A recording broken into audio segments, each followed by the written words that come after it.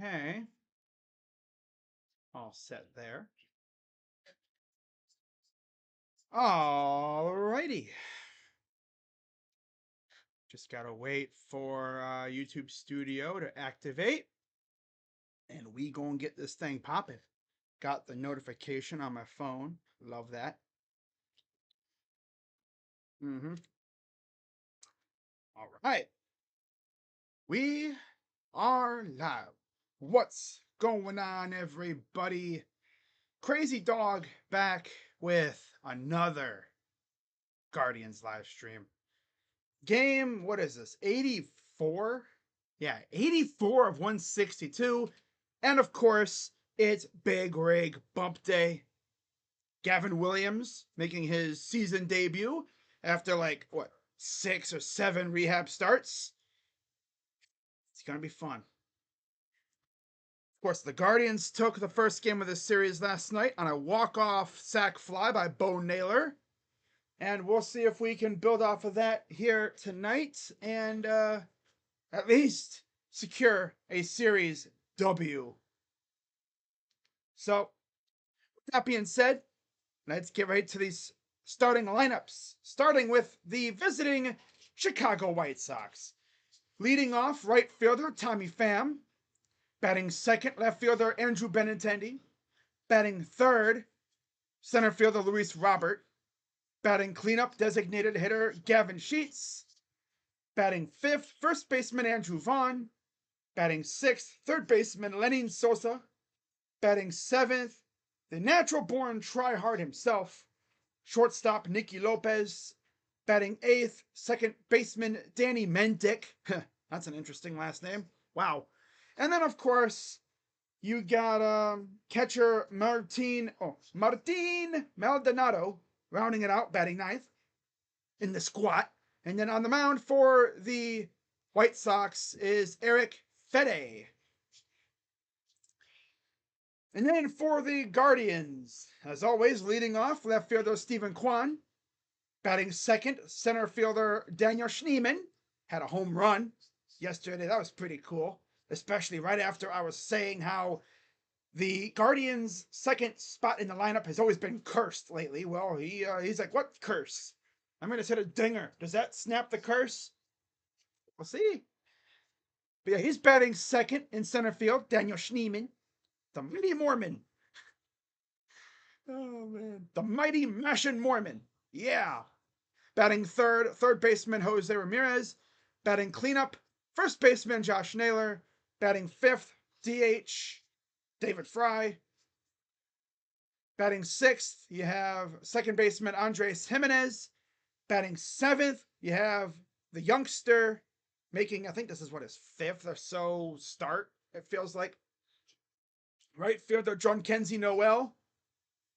Batting eighth, catcher, the hero from yesterday's game, Bo Naylor. He's in the squat. And then batting ninth, you have the spaghetti noodle bat swinging, or wet spaghetti noodle bat swinging. Shortstop, Brian Rocchio rounding it out. And then on the mound, of course, you have the big rig, Gavin Williams. All right, so we can get this thing underway, shall we? In about a few minutes. So, Guardians, of course, are 53 and 30. The White Sox are 24 and 63. And for those who haven't heard already, earlier today, Aaron Savale was traded from Tampa Bay to Milwaukee. So he'll be thrusted into a pennant chase now. I mean, Tampa Bay is still technically in the running, but yeah, I don't know. They're not going to win their division. Honestly, if I'm the Guardians and I see them selling pieces off, I'm calling them about Zach Eflin. Maybe even Randy Rosarena, though. I mean, could you imagine if we got Randy? Oh, yeah. I've talked about it previously. Like, imagine if we traded for Randy and in the playoffs, this dude robs a home run and he just stands there like this as the stadium is just losing their mind. Just imagine. Crazy that would be. All right, so get the chat pulled up on my phone. Of course, OBS still has not allowed me to sign in. I guess I'll have to wait until they update for me to try to do that. What's up, Daniel? Who you want in the Garland trade with LA? We're not trading with LA. Ew. We're not trading with LA. Get out of here. What's up, Jacob? Let's beat these guys. Yes, sir. Yes, sir. July 5th through the 7th. Giants coming to town. All right, so there is the big rig. Gavin Williams doing his warm-up tosses on the mound. Last season, 16 games, he went 3-5 with 3.29 ERA, 82 innings, 37 walks, 81 Ks, and a 2.19 opponent average. And I'm looking at the crowd. It is a sellout. And of course, there's Tommy Pham with Benintendi, Luis Robert, Sheets, Vaughn, Sosa, Lopez, Mendick, and Maldonado.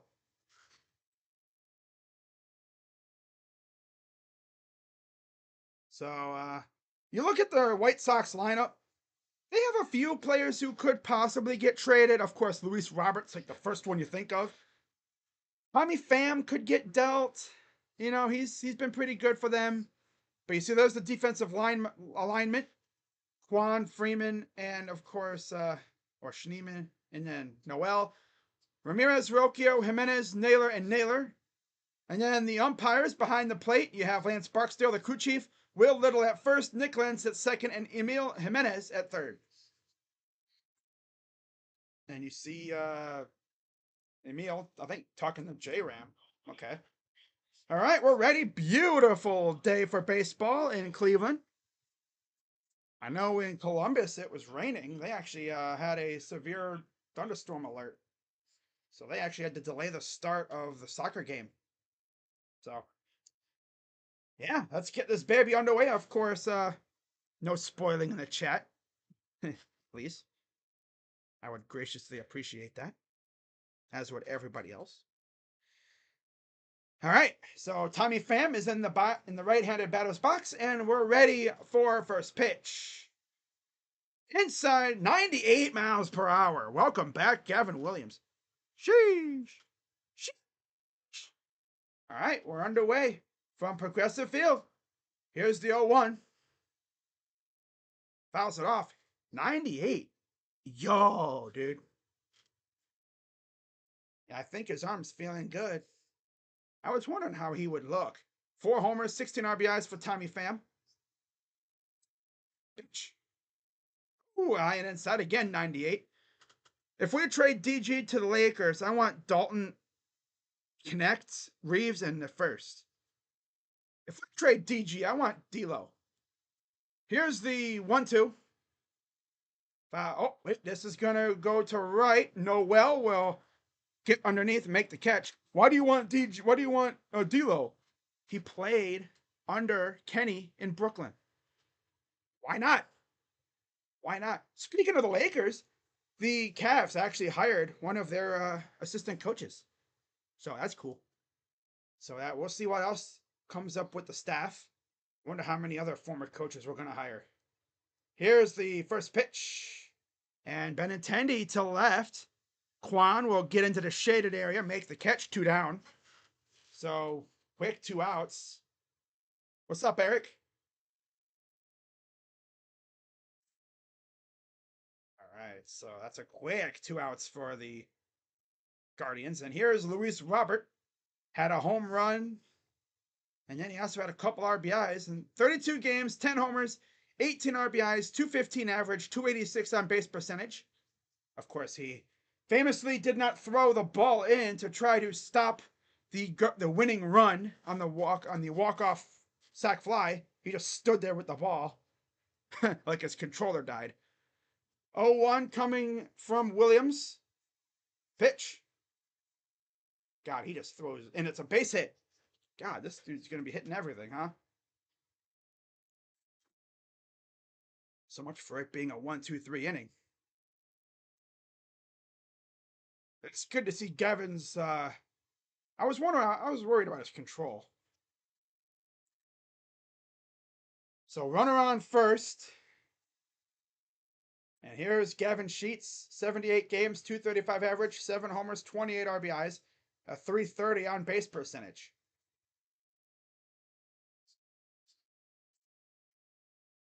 Here's the first pitch. High outside. I've noticed he is consistently hitting 98 miles per hour. Like, with seemingly minimal effort. This season with runners on, Gavin is 280, batting 286 with bases empty, 205. As is the case with a lot of throw to first, and yeah, Luis gets back in time. No Eloy Jimenez in the lineup to start today's game. I actually had him in the thumbnail, but yeah, they decided not to play him today. We could see him as a pinch hitter later, though. Here's the 1-0. Strike, 94. Honed it down a little bit on that cutter. As his arm gets warmed up and he gets into a groove, I could see him cranking 100 possibly. I could easily see him hitting 100. Here's the 1-1. Throw it first and got back in time. So that's now that's it. He can't do that anymore. I don't think Luis is gonna steal though. Knowing him, he'd try to steal and his freaking hamstring would snap again or something. Nah, I don't see him trying to steal. Here's the 1-1 outside. Nah, he's trying to preserve himself, trying to, get traded, get the heck out of Chicago. Would he be a Guardian?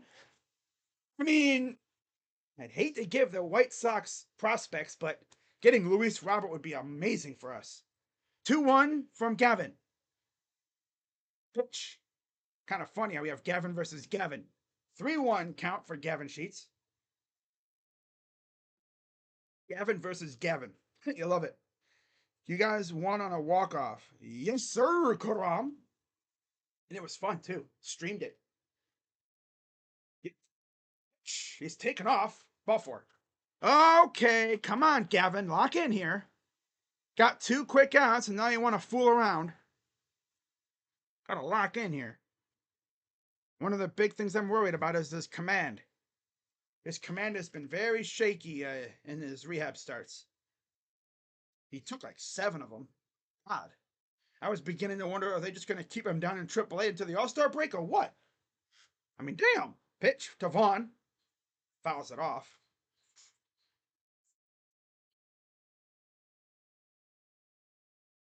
$11 homers. 40 RBIs for Andrew Vaughn. Had the first run of the game yesterday on a home run. Here's the 0-1 to Vaughn. Pitch. Did not go after it. Like he did the awkward half swing and it was a strike. Come on, put him away here. With 2 outs and runners in scoring position, batting 286 with a homer and 11 RBIs for Andrew Vaughn. Here's the 0-2. Checks the runner. The pitch. Gapper, and they're going to throw into second. So we're not going to throw home to try to get the slow poke?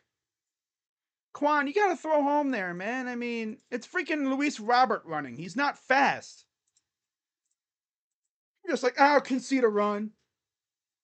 Like, it's freaking Luis Robert running. He's not fast. You would have been able to get him. He's just like, I'm going to concede a run. Second game in a row, Andrew Vaughn scores first. Pitch. Swing and a miss. So here we go again with not being able to put guys away. 3 homers, 12 RBIs for Lenyn Sosa in 41 games. 231 average, 270 on base percentage. Here's the 0-1 from Williams. Checks the runner. Pitch. Fly ball. Playable for Noel. And he makes the catch, retires aside, but not before they could score a run. I really thought Quan, if he really wanted to, he could have thrown him out. I don't know why you're going to second. Throw home. I mean, you got freaking slow-ass freaking Luis Robert running. If that was Tyler Freeman, he would have thrown home because that dude, I mean, you cannot run on Tyler Freeman and Andres nowadays. They've run down a runner at home 3 times this year. I wonder how long it'll take these third base coaches to look up that film and think, you know, I'm not going to send him if it goes to Freeman anymore. Unless it's like off the wall. I'm not sending him. Screw that. Unless you have like, you know, a speedster, like a burner on the bases. If your name is not like Esteury Ruiz or, you know, someone who's like fast, even like J-Ram. Yeah, you're not going home on a deep fly ball like that. Especially with Tyler Freeman the way he is. So yeah. It's only 1 run. Gotta respond. If there's one thing the Guardians love to do, it's they love responding. Man, pumping 98 miles per hour is certainly a good sign.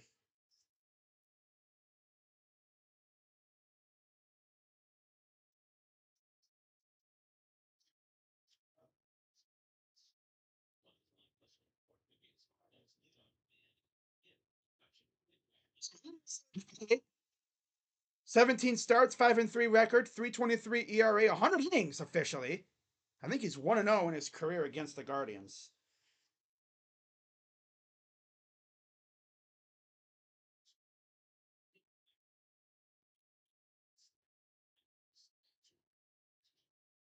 There we go.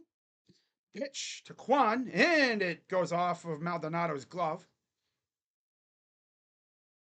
1-0 count for Kwan.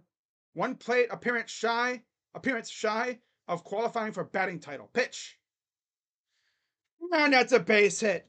So he is now, I believe, officially he qualifies for the batting title. It's crazy how good he was. He was so good. He went into a funk, and I think he still leads for the batting title in the American League. It's insane.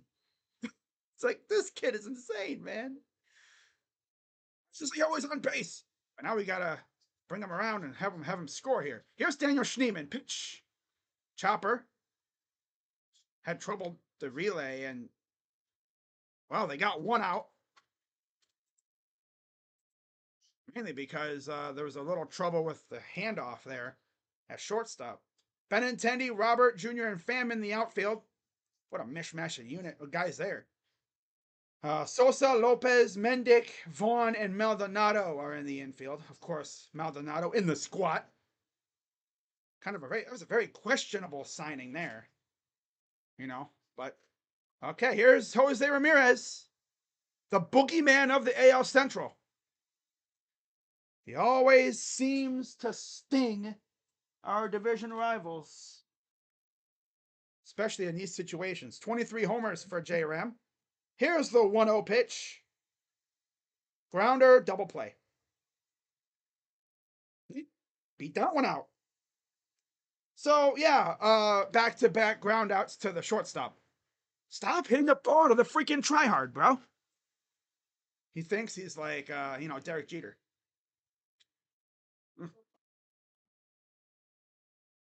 Also by J-Ram to beat it out. What's Josh gonna do here? I know. Sack fly. Nah. All right, so they actually got it on MLB Network. When they do that whole looking thing, right? So 1-0 count for the Nails for Joshy Boy. Pitch from Fede. Oh, throw to first. Got back in time. This would be a great time. 20 home runs, 61 RBIs in 79 games for Josh. 242 average, 320 on base percentage. He's tied for third in the AL in RBIs. Man, that's crazy. Here's the 1-0 coming to Naylor. Again. Oh, okay, so.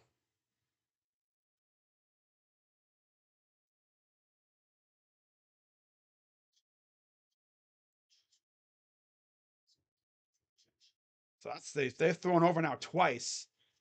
So now J-Ram can take off. Watch out for a possible steal here. And he He thought twice about it. It was a foul ball anyway. He almost got that one though. He didn't want to do that. He second guessed himself. All right, 1-1 count for the Nails. For Joshy, pitch high and throw back, and J-Ram gets back. He loses his helmet. You know, it's so crazy because he's lost his helmet so many times. One of our beat writers always keeps track. Runners on batting 286, bases empty 206 for Naylor this season. So again, significantly better with runners on. All right, he takes off. And he's in easily. Maldonado just bad throw. So I think my TV is like 10 or 15 seconds ahead of my computer. Yeah. Because they showed the steal. And now they just got him. He's still on first base on my computer. 16th stolen base of the year for for J-Ram. Pitch. 3-1. Wait, was that a... Oh, it's a walk. Okay, I thought Valley's not keeping track of their outs and stuff. Okay, I'll take that all day. So now 2-1, and here comes David Fry. Changeup, cutter, sinker, sweeper. Wow. Is that hits? Wow. Here's David Fry. Pitch. Fouls it back. I just need him to find a gap here. What am I doing? Got it free. I don't know what the heck. That was weird. I thought my thing would show up, but I guess not. Wow, I gang around here. All right, so 0-1 count for Fry. 2 down. Tying run on second. Pitch. Yeah, we're not going to score here. David Fry's regression, somewhat expected. 2 home runs, 14 RBIs, 421 average with 2 outs and runners in scoring position for him. Overall, the Guardians have been one of the best teams, maybe even the best team with runners in scoring position. Pitch. Outside, especially with 2 outs. They have the most runs scored with 2 outs in the MLB. It's freaking insane. They're as dangerous with 2 outs, runners down, than they are with less than 2 outs. 1-2 pitch. He went too far. Not even close. David Fry, bro. What are you doing? Oh my God, brother. You stink. Move him down in the order. Missing a pitch that's not even in the other, it's in the other batter's box. All right, guys, can we please get serious for a second? God, this team stinks. Top of the second, 1-0 White Sox. It's insane how the White Sox are 4-4 against us this year, and yet they stink against everybody else. Yeah. Stinky. Ass. Stinky loads of ass. But of course, it's only the first inning. Just need Gavin to shut him down for the second inning and then get back at it. What's up, Brett? Brett. Who the heck's Brett? What's up, Scott? I was like, who's Brett? Damn. Man.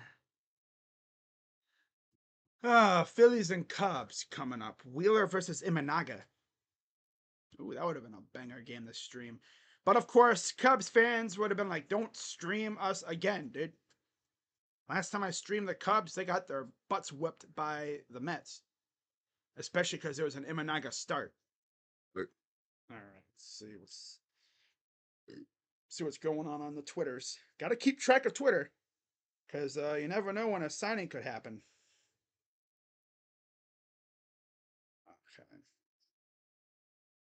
Nothing has happened yet. Of course, if anything would have happened with the Cavs, I'm in a group chat, so those people in the group chat would be tagging and putting the tweet in there.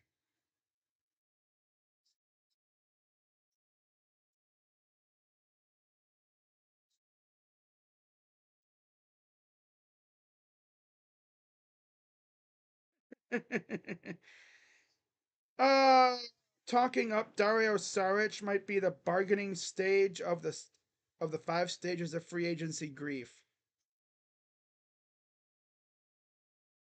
It's so true. Someone said he just has to be marginally better than Niang, which isn't hard to do. All right, so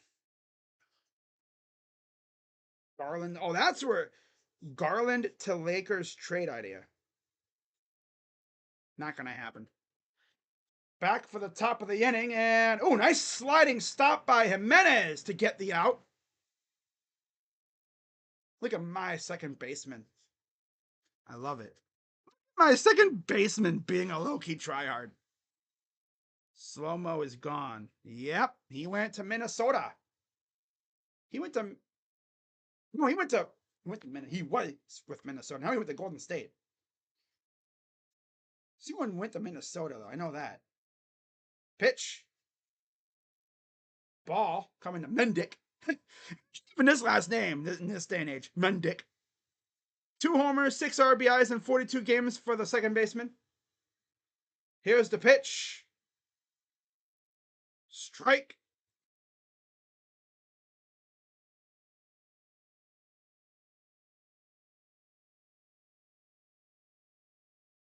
Pitch. Swing and fouls it off. You're looking at Lauri Markkanen. So are like 5 other teams. In fact, late last night, apparently the Warriors are trying to acquire Buddy Hield via sign and trade. And it's going to be like a 5-team deal. Here's the 1-2. And it's a ball. Curved a little too far out wide. So 2-2 count. It's going to be like a 5-team super deal, I guess. 2-2. Grounder. Again, the Andres makes the play, and there's out number 2. But yeah, the Guardians looking really good. Wow, the FanDuel same game parlay. Gavin, 4+ Ks, over 6.5 total runs. 1 run so far. Bo Naylor to record a hit. See if it happens. And now here is Maldonado. And he hits it right at Bo Rocchio. What the hell? Brian Rocchio. And that's a, what, 1, 2, 3-ish inning. Love that kind of inning, man. Quick inning. Very little work. Bottom second coming up. But yeah, Scott, how do you like the T-Wolves offseason so far? They haven't really done a whole lot. But yeah, I get it. You know, losing Slow-mo, that's gonna hurt a little bit, I'm sure. Excuse me. I know they added somebody recently. Can't remember who. Cavaliers, all we've done is extend Spida, and that's it. There was like rumblings about us being interested in Cam Johnson and maybe Dorian Finney-Smith. And then Derek Jones Jr. was released. Something came out about us being interested in him, but that lasted about a half hour, if that, as the Clippers snatched him right up. I mean, we don't really have a lot of money to spend right now. We have an MLE to spend, which is like a major, like a exception thing. Oh, I thought that was current. No, that was Naylor hitting a moonshot against the Mariners. Beautiful. God, he did it again. I like that little step that he did. Like, swagger. Ooh. I need Josh Naylor to start heating up again. All right, so I believe it'll be what? Andres, Noel. I'm gonna say Freeman, but I don't even know. I thought, no, I don't know. Beautiful day in Chicago, too. The north side. By the way, it sounds like that's where Ohio State and Northwestern will play football this year. The Ohio State game against Northwestern will be at Wrigley Field because they're getting a new stadium.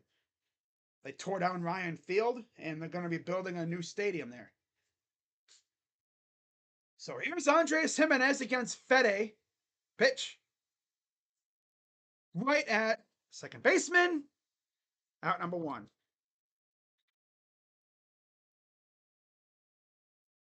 Really? Is that how it's going to be? Hitting a ball on the seam, at the speed of light. Okay, so it bounced, but hitting a ball at the speed of light right into the glove. That's Danny Mendick. I feel like he's been there for a while. Here's Jean-Kenzie Noel. Pitch. Swing and a miss. Yeah, he needs to, like, pace himself here. Has 2 home runs on the year. He's 3 for 13. 3 RBIs, batting .231. Pitch. Fouls it off. He's probably going to strike out. This is his first game at home. Made his debut in Baltimore, hit a home run on his first at bat. And then I think he hit another home run in the last series. Yeah. Freaking insane. Here's the 0-2 from Fede, who was another Sox trade candidate. Pitch. Outside and high. Nobody's swinging at that. I mean, only Paez probably would. And a guy who's just too antsy to hold up. Here's the 1-2 to Noel. Pitch. Inside. Just a smidge too far in to be called a strike. Some umpires would call that a strike, though. 2-2 coming to Noel. Pitch. Outside, full count. And he's got himself into a good spot here. Let's see if Big Christmas can deliver some presents to the people in the bleacher seats. Payoff pitch. Oh, if that's not off the edge of the bat, that thing could go far. That's a wicked hard swing. Yeah, but he could probably hit the top part of the bleachers with how hard his swing is. Payoff pitch again to Noel. Chopper. And they got him. Can we get the ball out of the infield, please? Nicky Lopez, the ultimate tryhard. Here's the hero from yesterday, Bo Naylor. Last 10 games, .379 average, 11 of 29, 1 homer, 6 RBIs, 6 runs, and 5 doubles. Yeah, how about that? He's starting to hit a lot better lately. He's got a .207 average. Pitch. High, ball 1. It's like Bo probably went into the cages and worked on his swing a little bit. He did have a little problem with his swing last year, too, when he first came up. 1-0. Low, ball 2. He had a problem with his swing last year. 4 home runs overall, 18 RBIs, .273 on base percentage, .207 average in 59 games. 2-0. Fouls it off. 2-1 count against Fede, who's got 25 pitches. Toronto rocking the City Connects against Houston. They're about to get underway. 2-1 pitch. Right, ball 3. Of course, we have the wet spaghetti noodle swinging Brian Rocchio on deck. So I hope Bo can get on base here. 3-1 pitch. Jammed him inside. That will go out of play.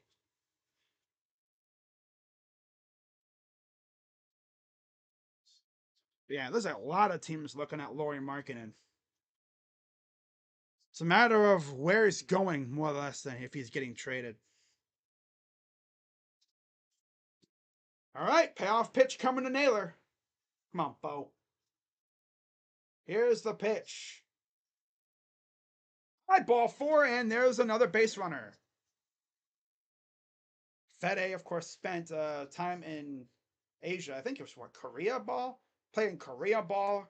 And then he, of course, I think was with the Nationals before that. But look at that. Robert didn't even bother throwing the ball on the sac fly. He's like, whatever. He probably figured I'm not going to get Andres. I don't want to risk my shoulder getting whacked up. That's tough, though. So here's Rocchio. It's a base hit for the Noodle Batman. Man with the Noodle Bat getting a base hit. It's so crazy because the bottom of the order has been doing phenomenal. I just need the top of the order, mainly the 3, 4, and 5 hitters to step up, and this team could be really good. They really could score a lot. So here's Stephen Kwan. Got a leadoff base hit last time up. See if they can do it again here and maybe tie this game up. Pitch. Outside. Again, if you're Bo, you got to be wary of a possible, wild pitch. You never know. You really never know with these guys. There's the 2 runners. Of course, Bo does have a little bit of speed. Pitch.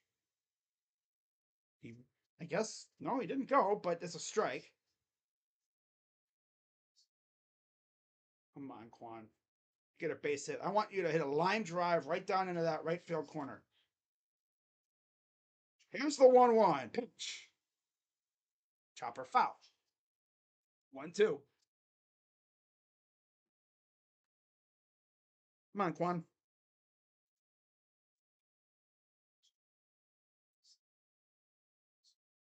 Oh, man. All right.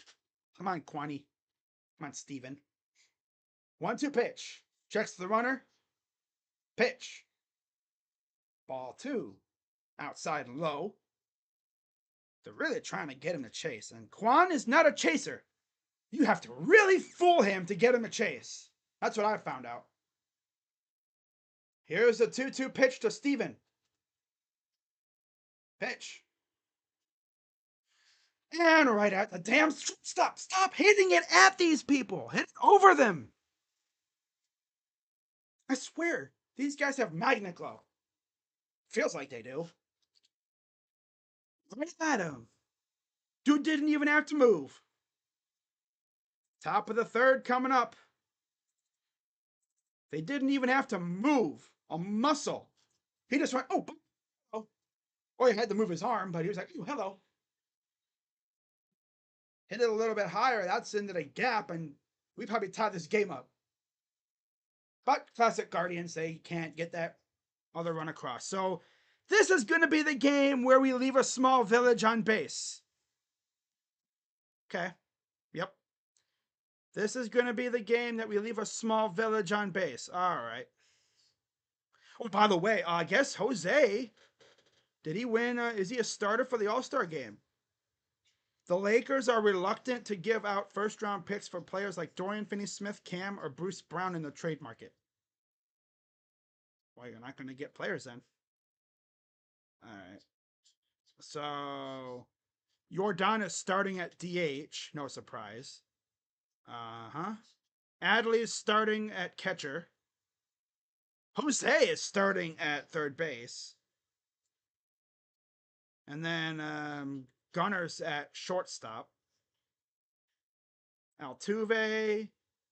Vlad. Ha! You don't deserve to be in the All-Star game. They're going to snub Josh Naylor again. I know they are. They're going to snub him again. And when they do, I'm going to be like, yo, do you guys have something against him?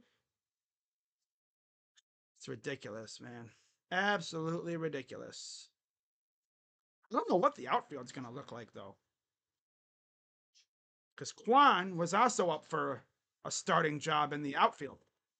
I think he'll be an all-star. If he's able to start, that'd be insane. Here's Tommy Pham. First pitch is outside, ball 1. This is going to be the game that we leave a small village on base. Yep.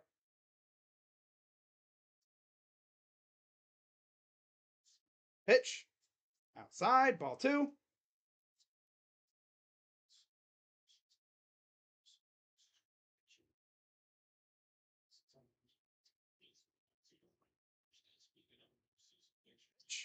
Ball 3.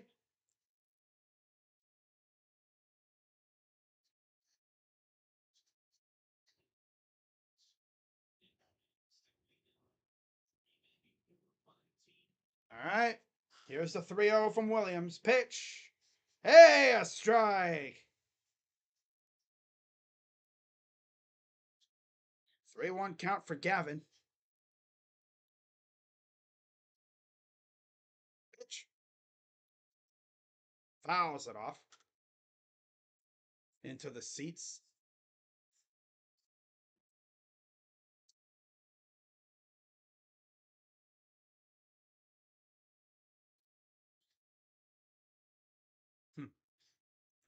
Payoff pitch. Jammed him. Playable. Schneemann is there. He'll make the catch. 1 down. All right, so that was feisty at bat, but we got the job done. There's Pedro Grifol. Somehow he still has a job. Don't ask me how. Simply because I think Reinsdorf just does not care. Seems to be a theme with him and his teams. He doesn't give a crap about his teams anymore. Pitch to Benintendi. Strike. The Bulls. I know a couple Bulls fans on here. They want him to freaking sell, but he ain't going to sell. It's a cash cow for him. Here's the 0-1 to Benintendi. Ball.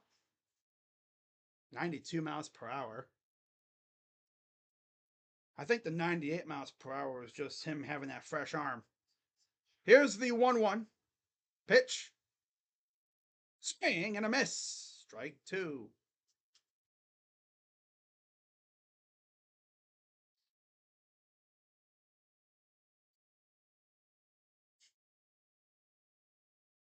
All right, here comes the 1-2 pitch to Benintendi, former Red Sox. I think he's played for like 2 other teams as well. Here's the 1-2 pitch. High ball 2. Come on, Gavin. I don't know what his pitch. I don't know if he's on a pitch limit or what, but yeah, we'll see how he does. 2-2. Off swung it. Noel comes in to make the catch. 2 down. Big boy had to get on his horse to catch that one. Or should I say, on his reindeer. No, because they call him Big Christmas. Because his last name is Noel. And here's Luis Robert. You know damn well he's probably getting traded by the end of the month. Could I see him being a Guardian? I highly doubt it. Here's the pitch.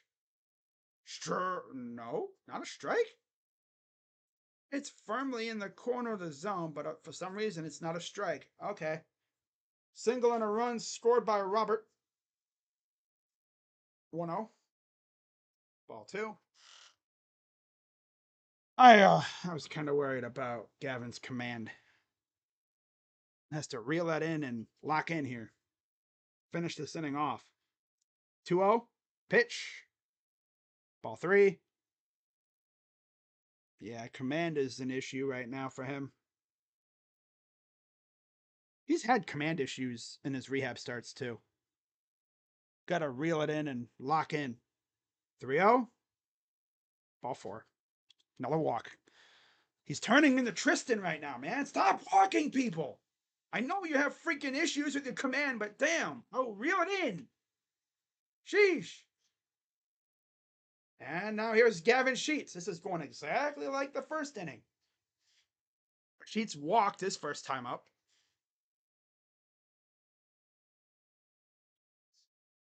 Gavin has not been able to put anyone away. It's all been ground, batted ball outs. Ball 1. Gavin. Come on, G-Dub or Big Rig. Trying to keep this game 1-0 so we can try to come back. Damn. 1-0 pitch.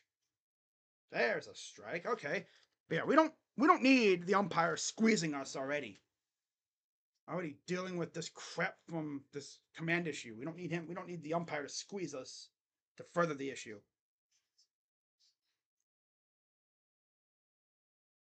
All right, here's the 1-1. Did not go. 2-1. Swear to God, Gavin, lock in here, bro.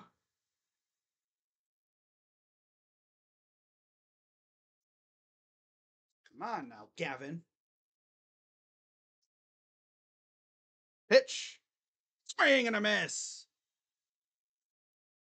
Oh, yeah. Yeah. Yeah, Jose Ramirez is starting in the All-Star game. That's great to see. We'll see if he has any, we'll see if Quan starts too. I doubt it, but you never know. 2-2 pitch to Sheets. Ball 3. Gavin, if you're going to throw balls, at least make it look At least make it look like, you know, you could fool the hitter. 20 pitches in the third inning. Showing the postseason picture. Wow. Come on, Gavin. I feel like Gavin does a lot better. Ironically enough, our pitchers do better when they have long hair. It's weird. Like it helps balance or something. I don't know. It's weird. Playoff pitch. Grounder to first. Naylor will take it himself and retires the side. Overall, he's looking good. Just gotta stop with the walks and, you know, gotta lock in on that command. Bottom of the third coming up. I'll be right back, guys.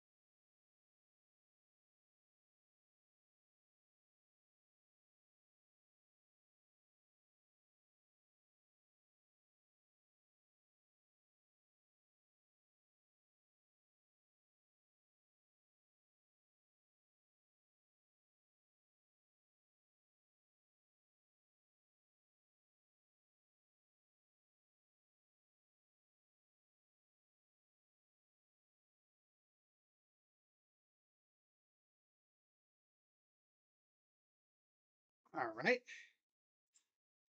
We're back. Daniel Schneemann leading off against Fede. Pitch. Strike. All right. It's and of course I know my chat would let me know if any moves were made. 0-1. Of course I'm in a group chat for the Cavs, so if the Cavs made a move, they would definitely be posting it in the chat, group chat. It's the 1-1 to Schneemann. Swing and a miss. Yep, this is not gonna be good for us. Gavin's having command issues. We're trailing. Offense is sleeping. 1-2. High ball 2. Maybe I should mention how the second spot in the lineup is cursed. Because it honestly is. Haven't had a lot of production out of that position really much this year. 2-2 to Schneemann. Pitch. Fouls it off the mask.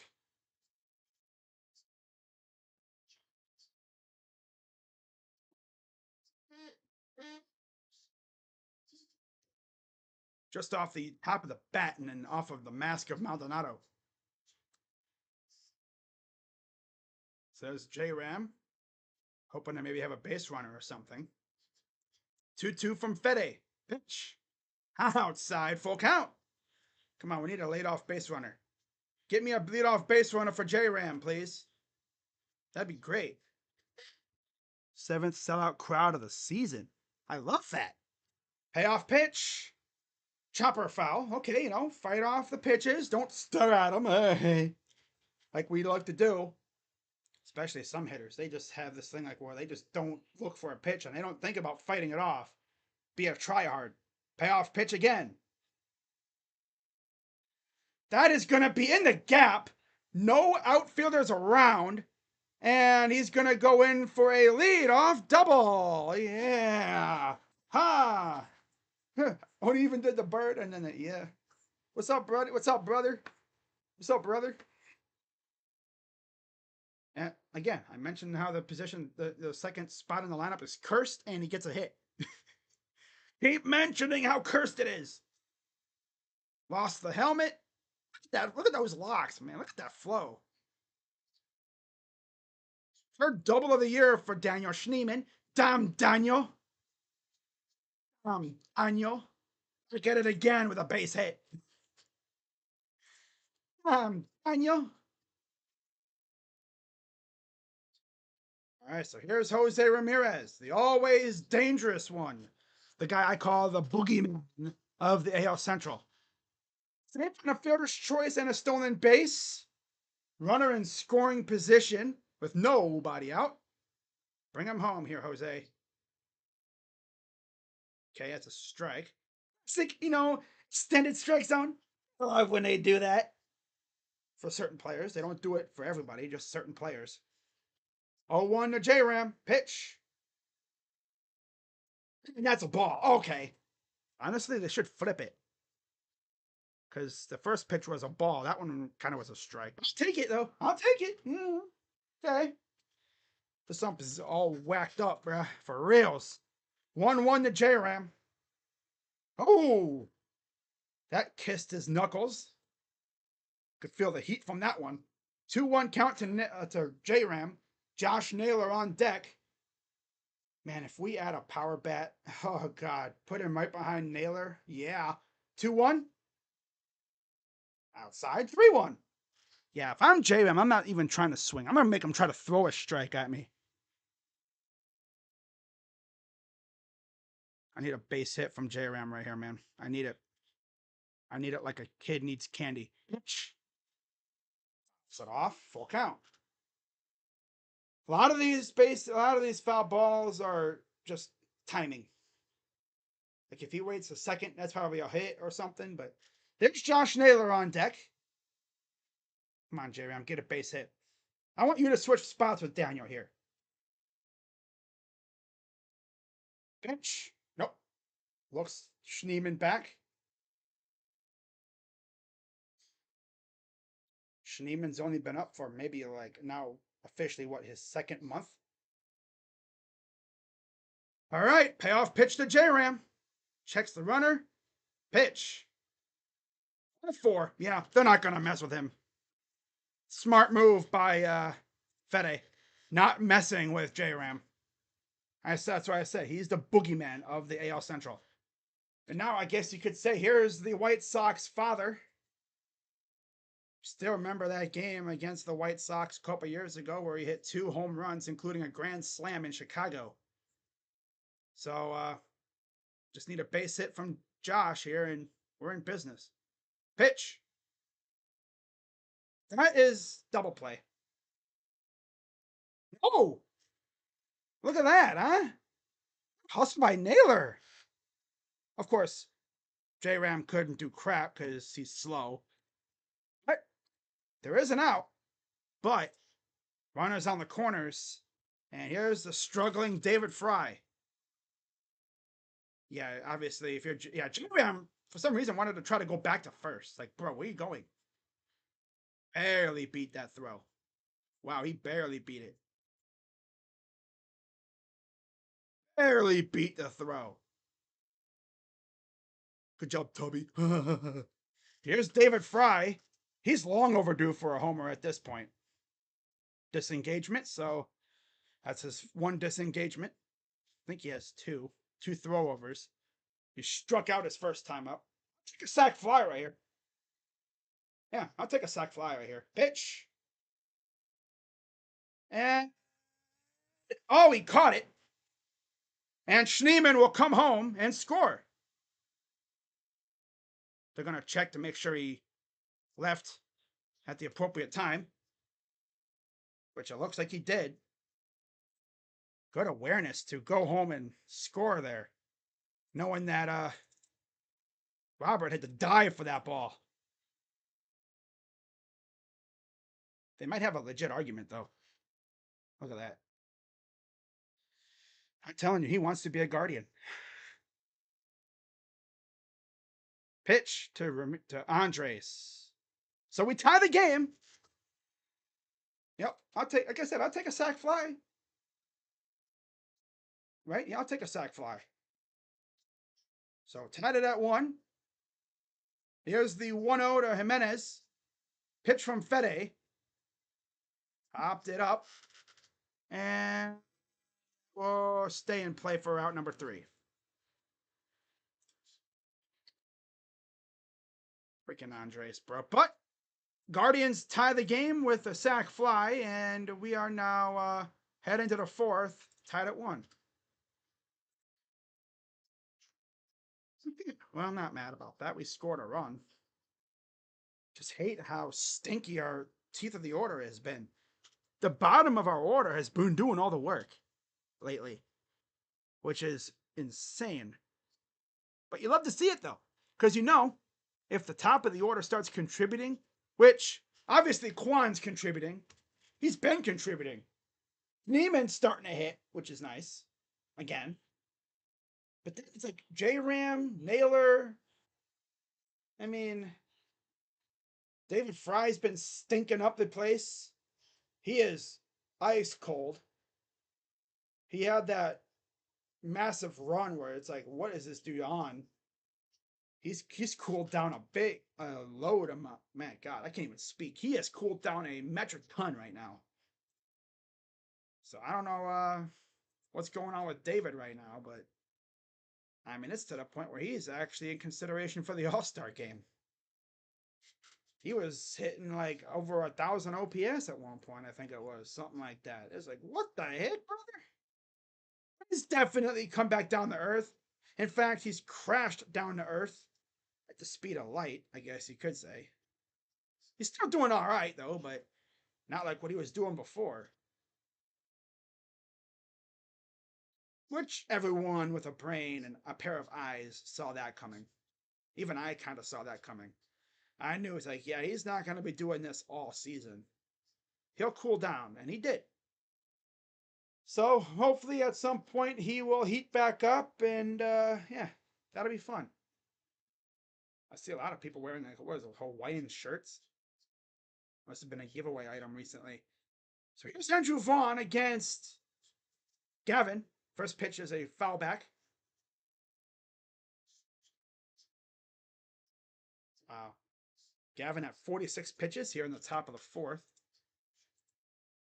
Here's the 0-1.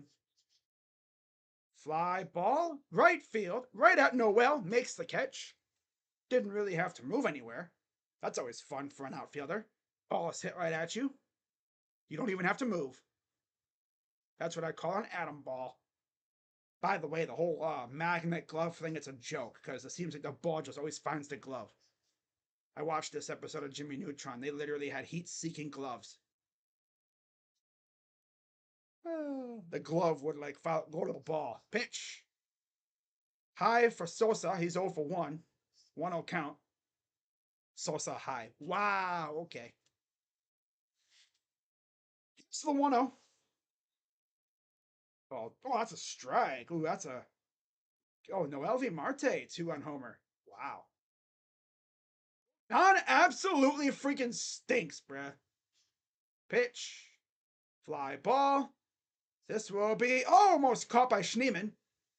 And that'll be a 1-out double by Sosa. I feel like Freeman probably would have made the catch there. Ah, man. Freeman probably would have somehow made that catch. Interesting time to sit Freeman when he's been doing really well. 8th double of the year for Lenin Sosa. Sosa. Here is the eternal tryhard, Nicky Lopez, 0 for 1. Pitch. The natural born tryhard. Dude plays every game like it's Game 7 of the World Series, like his career depends on it. 245 average, 9 RBIs on the season. He grounded out his first time up. Pitch from Williams. Fouls it off.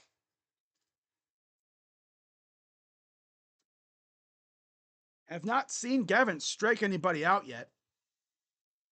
A lot of batted balls. Hasn't really been able to put anyone away. 1-1 from Gavin. Checks the runner. Pitch. Fly ball, left field. That's going to go off the wall. That's going to be a... Wait. No, they're going to hold him. Oh. Did they hold the... No, he came across. Oh, Gavin, here we go. Yep. The eternal tryhard. 2-1 White Sox. Yo, Gavin, stop giving up freaking cookies. What is with these pitchers and throwing freaking juicy cookies to these guys? He's not missing bats.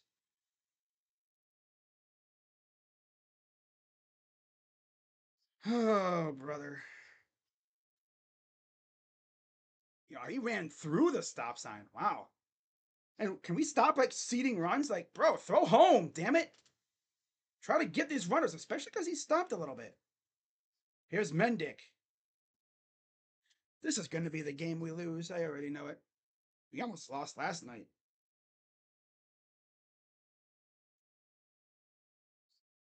I love when our pitchers look like ass, right? I mean, this is Gavin's first start, so I'm not going to get too mad, but dude has not been able to put anyone away.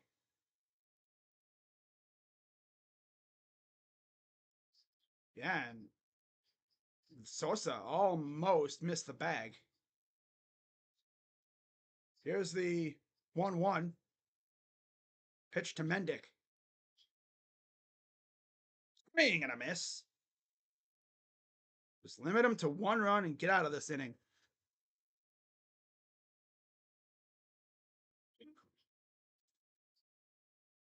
There's the third base coach. Of course, he sent, was it DeYoung yesterday who got gunned down at home? Questionable decision there. Here's the 1-2. Pitch. High inside. Really, the only pitcher that we know we can get good stuff out of lately is Tanner. Hopefully, Gavin figures it out. Because he's really good if he can figure it out. Here's the 2-2 pitch. Took him out. First strikeout of the day. And it came here in the 4th inning. 3 2/3 innings through. Got his first strikeout. Mendick was fooled. I guess he must have thought the ball would have been a little higher. Got rung up. And now here's Martin Maldonado. 0 for 1. Pitch. Swinging for the downs, and he swings and misses, so he fouled it off. Barely fouled it off. Of course, the White Sox are the team, ironically enough, that's given us the most trouble in this division, besides Kansas City and Detroit. Minnesota hasn't really given us much issue. I've only faced them, what, once? Twice? Here's the 0-1 to Maldonado. Ball. I think we faced them twice. Of course, we did have a game against Kansas City rained out. Jose Ramirez starting in the All-Star game. Love to see it. Here's the 1-1 to Maldonado. Runner, pitch. Ball 2. Oh, do not walk Maldonado. What are we doing, Gavin?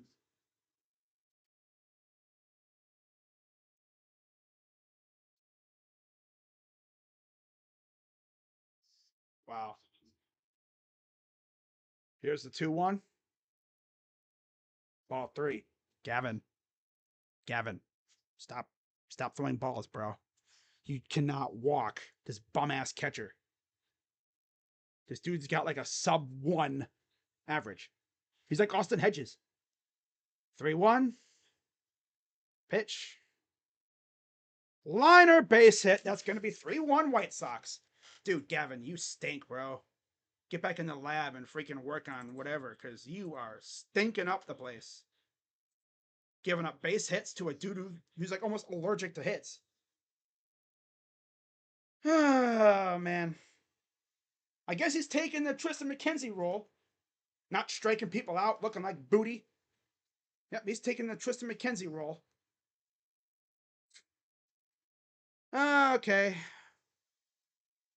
Yep. Now it took him this long to get Sleepy Carl out there to talk to him. That's fun. Jose Ramirez. Yes, sir. Oh, so Stephen Kwan is a starter. Hey, look at that. I knew if he was going to start, it would be in left field. I mean, obviously, right field's going to be probably Soto, center field or whatever's going to be Judge.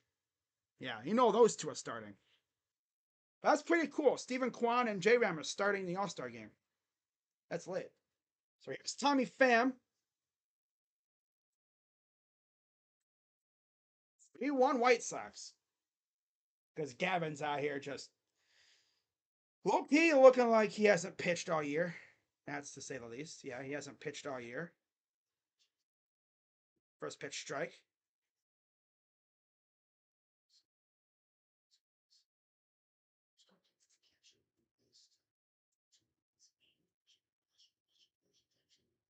Here's the 0-1. Base hit. Dude, Gavin. Gavin, the objective is to throw the ball to where they can't hit it. If you're going to be a batting practice pitcher, well, this ain't going to work out, buddy. This ain't going to work out. Okay? You're throwing it to their bat. You're supposed to throw it away from their bat to where they can't hit it.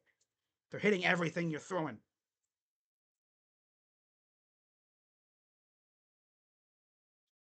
All right. Pitch. Strike.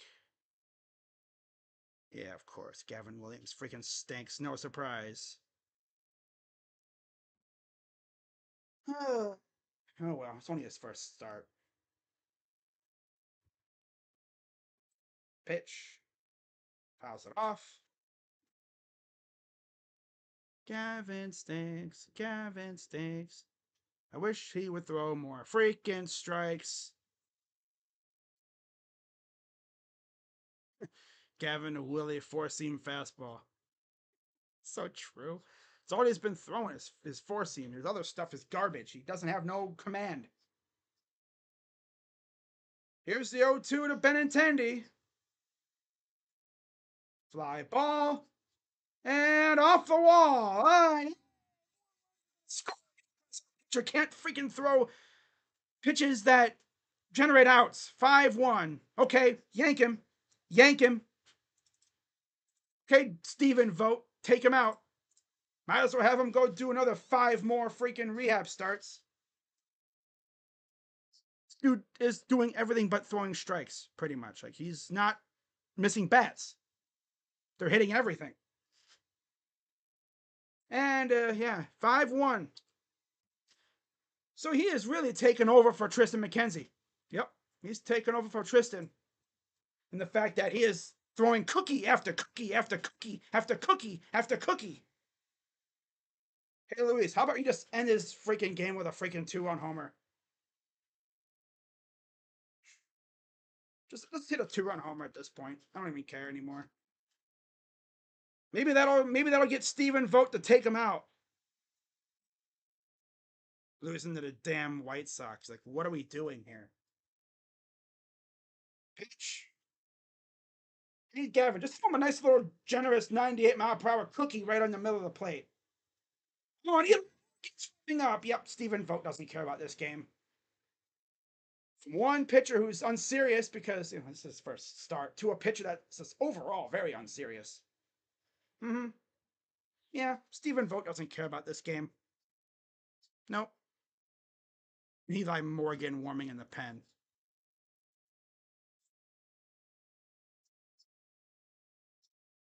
How in the heck is he still in the game? Pitch.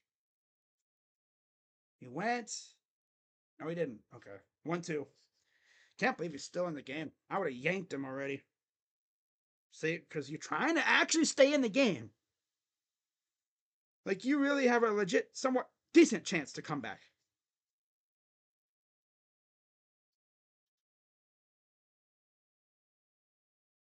Pitch. Outside. 2-2.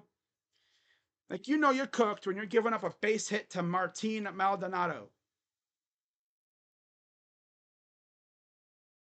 Hey, Gavin, I know you haven't pitched yet this year.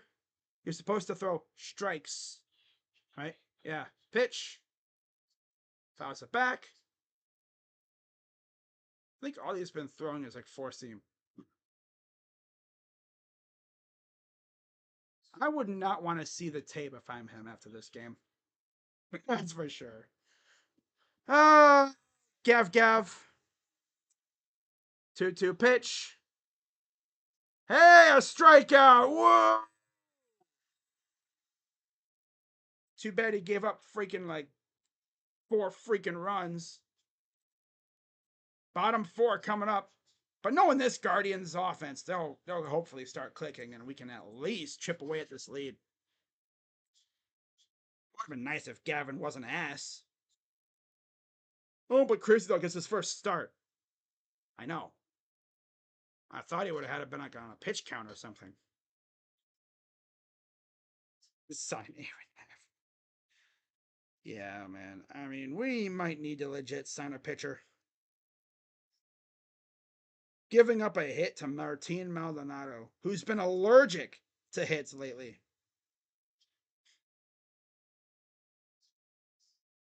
Oh, brother. Stipe. Throwing out the first pitch today, I see. Ooh, nice.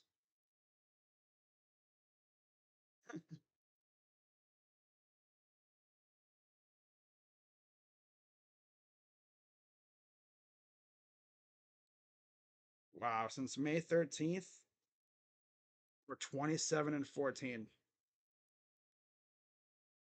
Thank God we built up such a large lead in the division. Of course, this front office is going to wait until it's like we're like 1 game ahead of Minnesota to finally do something big and make a move. I don't even know if I can trust Chris Antonetti to even make a move to improve this team at the deadline. We need it. He knows we need it. But man, when you're dealing with a prospect hugger as your GM, who's notorious for hoarding prospects, yeah, I mean, I have faith that we'll make a move to help this team get better, but I just don't even know at this point. So here's John Kenzie Noel leading off against Fede. Pitch. High, ball 1.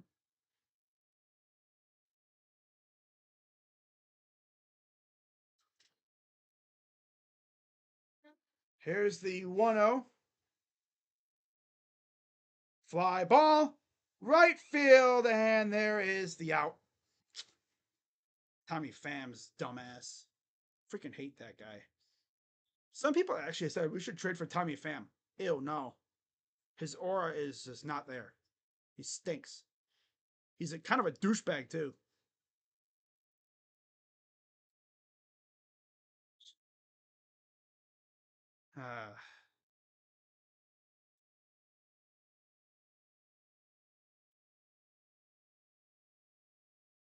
Here's Bo Naylor. First pitch is fouled off.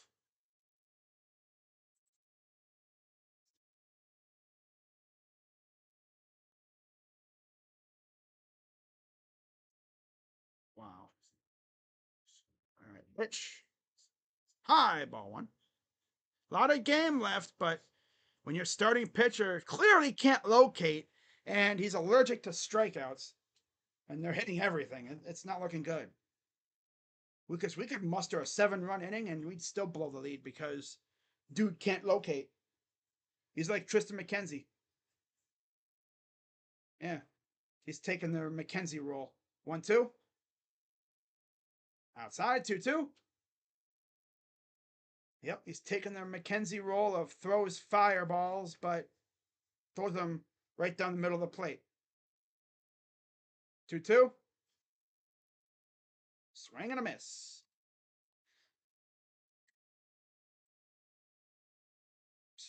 Team's ass, dude. Booty cheeks.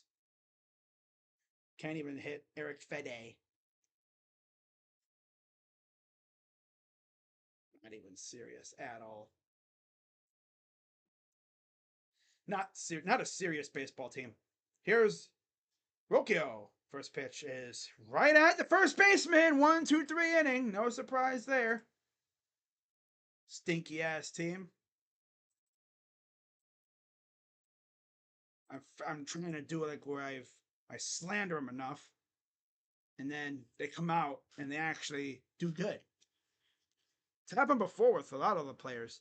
I slander them enough, and then they do well. Nope, not these guys. At least they're doing better in terms of overall. Like last year, they would be swinging at end. They would just be trying to get a piece of the bat on every ball that was thrown. At least this year, they're actually trying to make meaningful contact.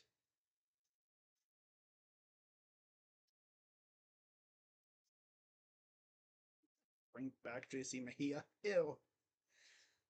Oh, man. Just not our night, I guess.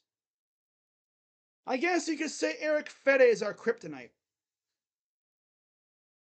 I think we lost to him the first time we played him, too. And then I guess tomorrow, it was originally supposed to be the kid Drew Thorpe, but instead, it will indeed be a bullpen game. So, I mean, of course, there's still a lot of game left. But like I said, with a starting pitcher who seemingly cannot find a location, yeah, this might not be our night.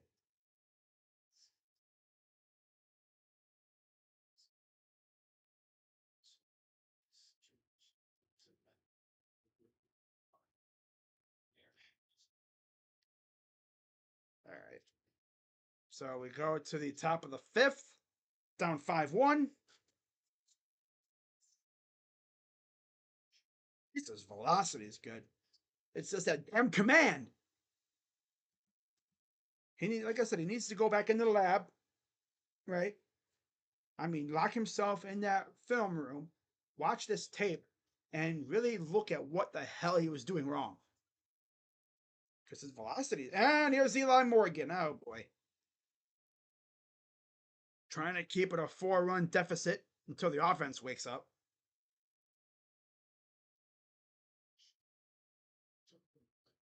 Morgan, 11 games, 1-0, 2.31 ERA, 5 walks, 8 Ks. Swing and a miss to Sheets. I'll give Gavin a little reprieve though. I mean, that was his first start.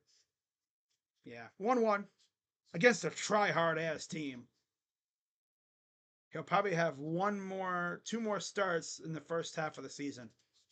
He didn't have the All-Star break to kind of refine his game and see what happens. 1-2. Fly ball right field. Back goes Noel. Makes the catch at the warning track.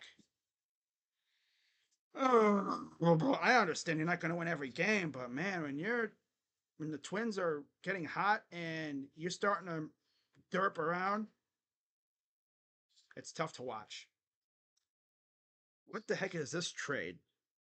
This dude on Twitter posted this trade proposal from Fanspo. Fanspo is like basketball version of Cap Friendly. And Cameron Johnson, Rui Hachimura, and Austin Reeves, and a 2031 first to the Cavs.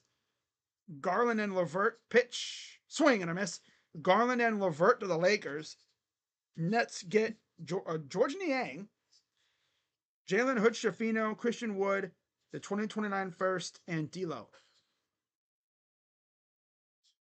Honestly, I wouldn't mind that, but because of Cameron Johnson and Rui's all right. But of course, pitch. It's just funny. Every single Lakers trade proposal includes Rui and Austin Reeves. Every single one. Just like how a couple years ago it was always Taylor Horton Tucker. 1-2. Right field and caught by Noel. Laid all the way out for it. Makes the catch. Lost his hat in the process. He was all the way sprawled out.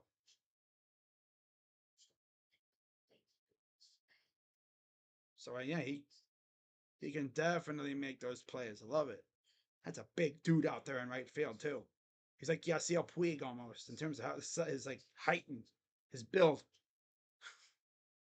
Sosa, first pitch, strike. Just need the offense to wake the hell up because we know they can. We know they can. It's just will they? 0-2 count for Sosa. Got a chicken party outside my freaking window right now. Chicken's showing me its butt for some reason. It's like, hey, look at my ass. This is what I think of you. Here's the 0-2 to Sosa. Pitch. Derps it into center field for a base hit. I love how we're giving up hits to like all the ass players on the Sox. Not even like Luis Robert, Vaughn, Sheets, guys who are actually good. We're giving up hits to guys who are like, who are these people? Who are you people? I mean, obviously, I understand we're not going to win every game. At least look like you're trying to win, though. Oh, well. Pitch. Grounder, snagged. Naylor will run to the bag and get the out by about by about 2.5 steps. And yeah, get out of that one with no issue. Bottom of the 5th coming up. See if the offense can wake up. I mean, damn, bro, wake up though. Wake up, wake up, wake up. I know this offense can definitely come back.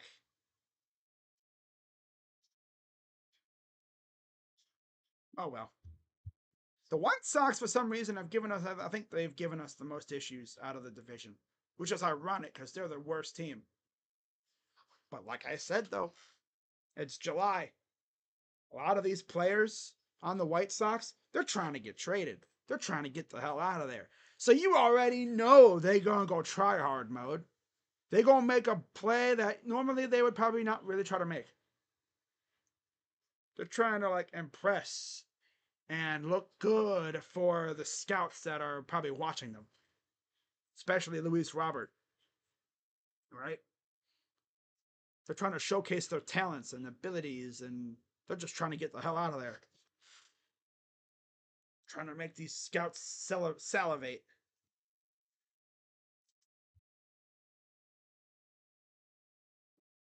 The only starter I really want us to win for, though, right now, or starters, are Tanner Bybee and Ben Lively.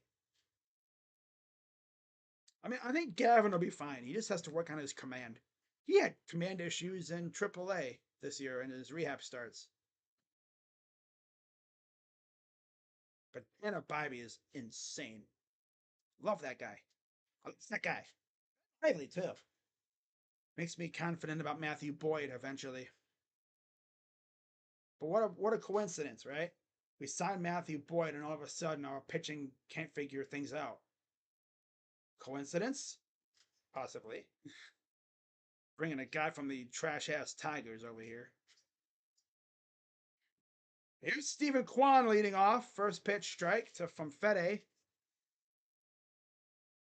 A single and a line out. I guess because we won last night, we're probably going to lose tonight. Pitch. Jammed him right to Luis Robert. Out number 1. Start on that whole thing again, I see. Okay. Yep.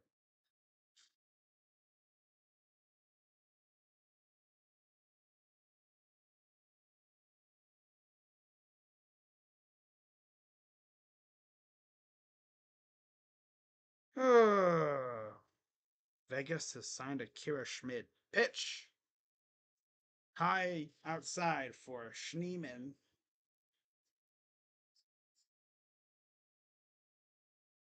Here's the 1-0 pitch from Fede. It's weird. When I say Fede, I sound like I'm saying Jenny. Forrest Gump. Jenny. Jenny. Fede. 2-0. Strike. Fede. Jenny.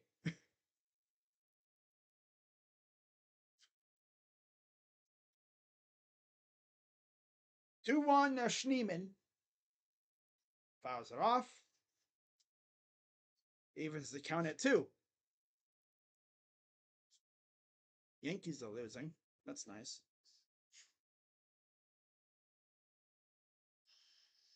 All right, here's the 2-2 from Fede. Pitch. Full count. Guardians can get right back in this game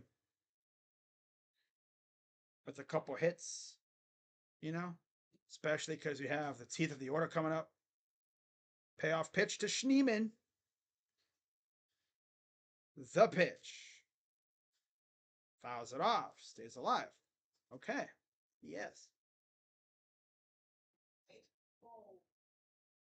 Overall, a nice day for some baseball. Looks like clouds are starting to roll in a little bit.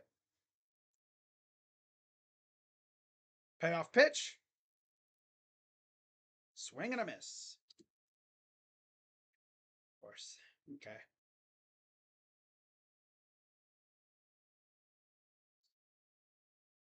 Wow, Phillies and Cubs from Wrigley Field. All right. Thomas Bryant returning to the Miami Heat. That's from yesterday or earlier. Okay. J Ram 0 for 1. High outside. All right. Bob Costas. Yonder Alonso. What a duo. 1-0. Low ball 2 for J Ram. I mean, a 4-run deficit is not, insurmountable, especially with this Guardians team. They could score runs in a quick second. 2-0. Popped him up. Out number 3. Oh, yeah, but then, of course, when your offense is anemic like it is today, this is what happens. You struggle to even get hits against Eric Fede. Like, damn. This guy is like our kryptonite. Oh, brother. Not having fun. I am not having fun. Despite acquiring Aaron Savale, the Brewers remain on the lookout for pitching help. Tom Hamilton announced Stephen Kwan made the All-Star starter. He was an All-Star starter before he was supposed to. That's funny. Oh, well. He was excited. Can't be too mad.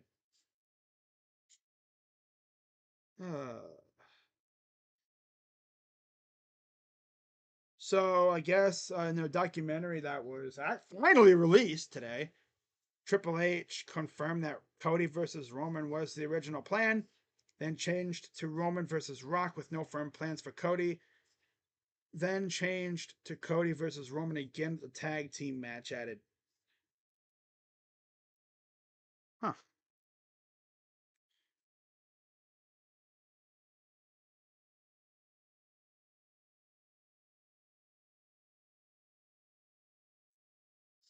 Wow. Tell you one thing. Frank Fleming from Barstool. He's lost some weight. Damn. Like a few years ago, that dude looked like he didn't have no neck. Nowadays, he actually has a neck and a little bit of a jawline. Like, damn, Frank. I mean, all that raging about the Mets probably helped out too. Getting a lot of exercise, flailing his arms up and down and yelling and screaming, but damn. So Eli Morgan still in there. He'll face off. And that's a foul ball for Mendick.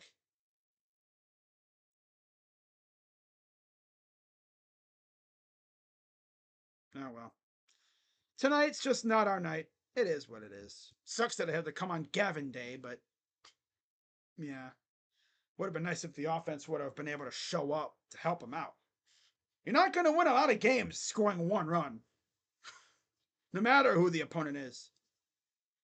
0-2. Did he go? No. Especially when Gavin can only muster 1 strikeout. I know we all know at his best he can easily get like a dozen Ks. He did that last year when he first came up. Here's the 1-2 pitch. Outside. All right.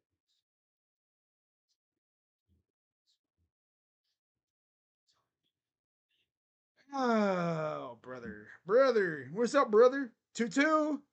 Struck him out. There you go. Yeah.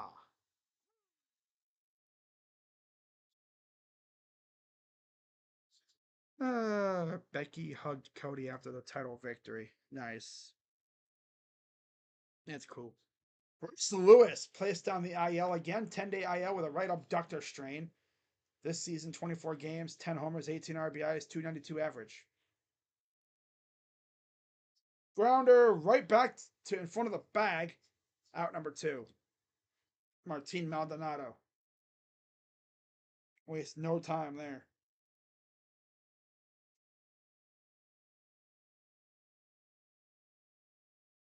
Him. Yeah, exactly. Don't overreact. Oh well. His command was the main issue.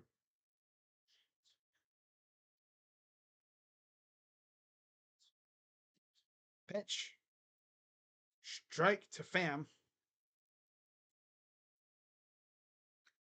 CM Punk versus Rollins was the original match set for Mania. Damn, Punk didn't get hurt. 0-1. Swing and a miss.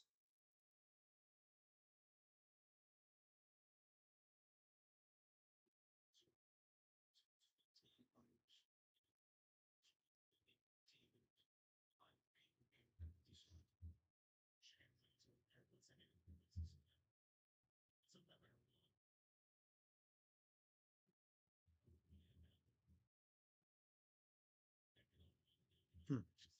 0-2 pitch. Swing on it and miss. They got him. Wow, he has more strikeouts than Gavin did.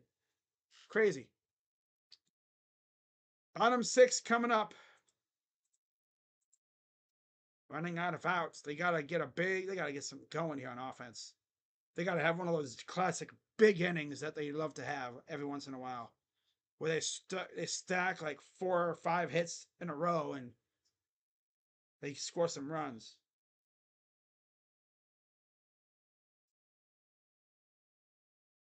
They're a few inches away from having this be a far closer game. Yeah. Yep.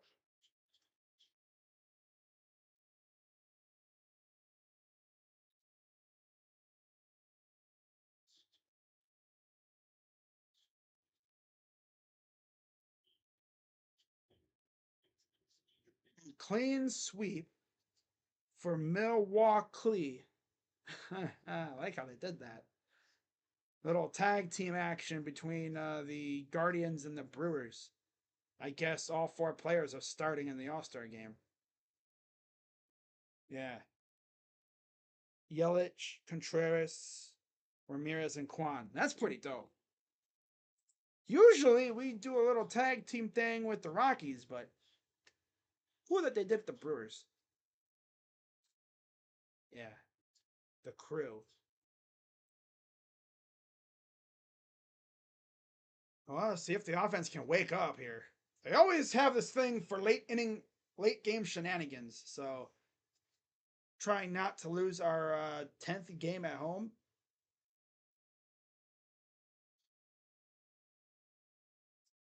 I don't know why, but the damn White Sox have, I think, given us the most trouble in the division. See, the Royals have too, but the Royals are actually good. That's the thing. The Royals are actually good. The White Sox are beyond booty juice. They're ass, and yet we can't beat them. When we do beat them, it's like last night. Like I said, they're just a bunch of tryhards, especially now. 1-0. Hi, ball 2. This is the inning where we need to like rally and score a couple. Not necessarily tie the game, but we need like 2 or so runs to just make things interesting. 3 hits, 1 run, 3 walks, 3 Ks for Fede. Ball 3, 3-0 for Naylor. I'm just, it's like the freaking top of the order. Aside from Kwan and even Schneeman, yeah, aside from Kwan and Schneeman, lately nobody's really done much. these last couple games. Naylor will occasionally strike for a home run or a big hit. J-Ram has been kind of quiet at times. 3-0 to Naylor. Pitch. Strike. Yeah, he wasn't going to swing. No. That would just be so Naylor to swing at a 3-0 and have it be a soft ground out to the second baseman. Again. 3-1 from Fede. Pitch. Fouls it back. Now it's a full count. We all know what's coming next. Yep, we all know what's coming next. It's going to be a stupid freaking swing and a miss on a pitch that's like in his knees, at his foot, at his, it's trying to bury a, he's trying to make a tunnel. Yeah. Payoff pitch. And he fouled it off. Did it hit off of Maldonado? I don't think it did. Okay. Let's see. Oh, no, he went. Oh, he bonked him with the bat. Okay. I saw Maldonado react. I was like, did he foul the ball off of Maldonado? No, he hit him with the backswing. That's what happened to David Fry. Got bonked on the head with a backswing. Payoff pitch. Liner foul. Another guy on the Guardians with wickedly hard swing that when he makes contact, the ball usually doesn't stay in the yard. And I mean, when he barrels it up, it does not stay in the yard half the time. Most of the time, it doesn't. Payoff pitch. And look at that. There's the try hard again, and he's out number 1. Yep, these infielders are making like all-star level plays because they're tryhards. Yep.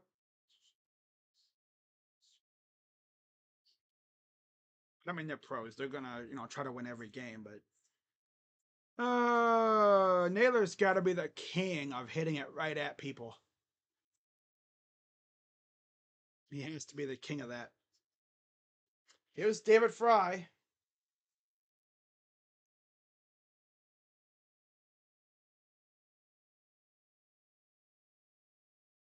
Strikeout on the sac fly for Fry. Sac Fry. Foul ball. The sac Fry. Oh. I'll stop.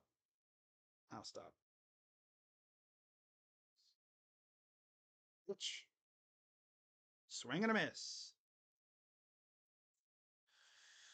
It would be nice if the whole entire offense didn't regress at one time. 1-2. Fouls it off. Honestly, ever since Fry got bonked in the head with the bat, he hasn't really been the same.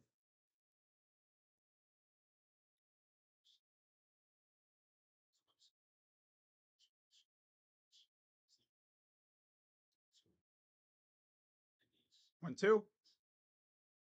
Fouls it back. Checking through Twitter here.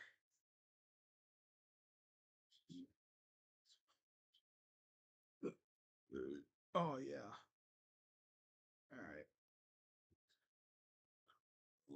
All right, here's the 1-2. Threw his bat at it. This will get down, I think. Nope. I just think it's going to get down, but of course there's Tommy Pham to catch it. That ball just hangs in the air just long enough for them to go after it.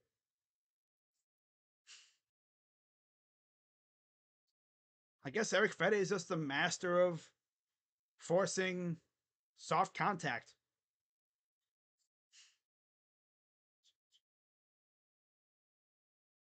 That's our kryptonite, I guess. Pitch. Inside for Jimenez.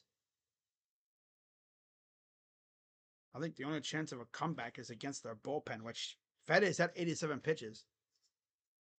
Pitch. Foul. But most likely we're facing Kopech again. I assume. I don't know. He pitched yesterday. But he wasn't out there a whole lot for really a long time. 1-1. Fouls it off. Fade's just the master of forcing soft outs, I guess. Line out and a foul out for Andres. This team, we all know, can bully a bad bullpen. Here's the 1-2. Fouls it off. That's where you stop really trying to kill the ball and you just try to get base hits. Kill them the old-fashioned way. Right? Death by 1,000 paper cuts. And then you go for the big bomb, and then it really hurts. 1-2. Fly ball. And Lopez makes the catch. Retires the side. Oh, boy. Top of the 7th. Down 5-1.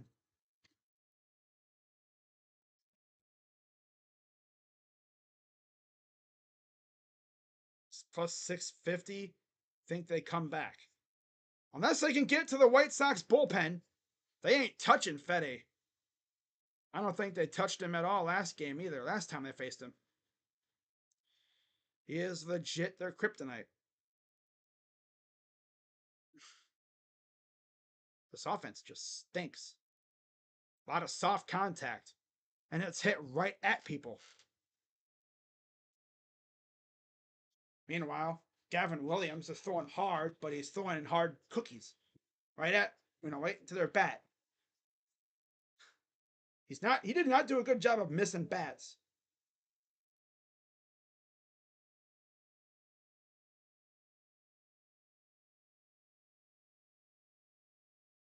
The key is, can we get to their bullpen? That'll tell us all we need to know.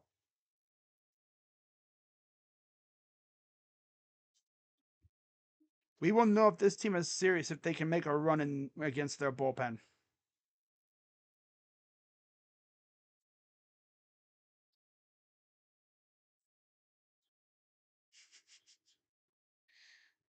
Oh, well.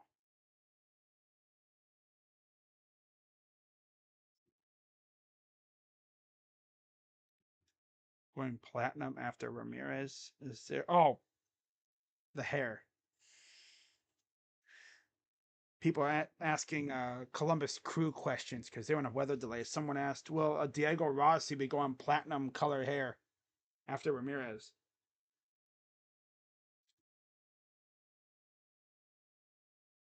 It's like, no, that's just Christian copying them. Damn. That's funny.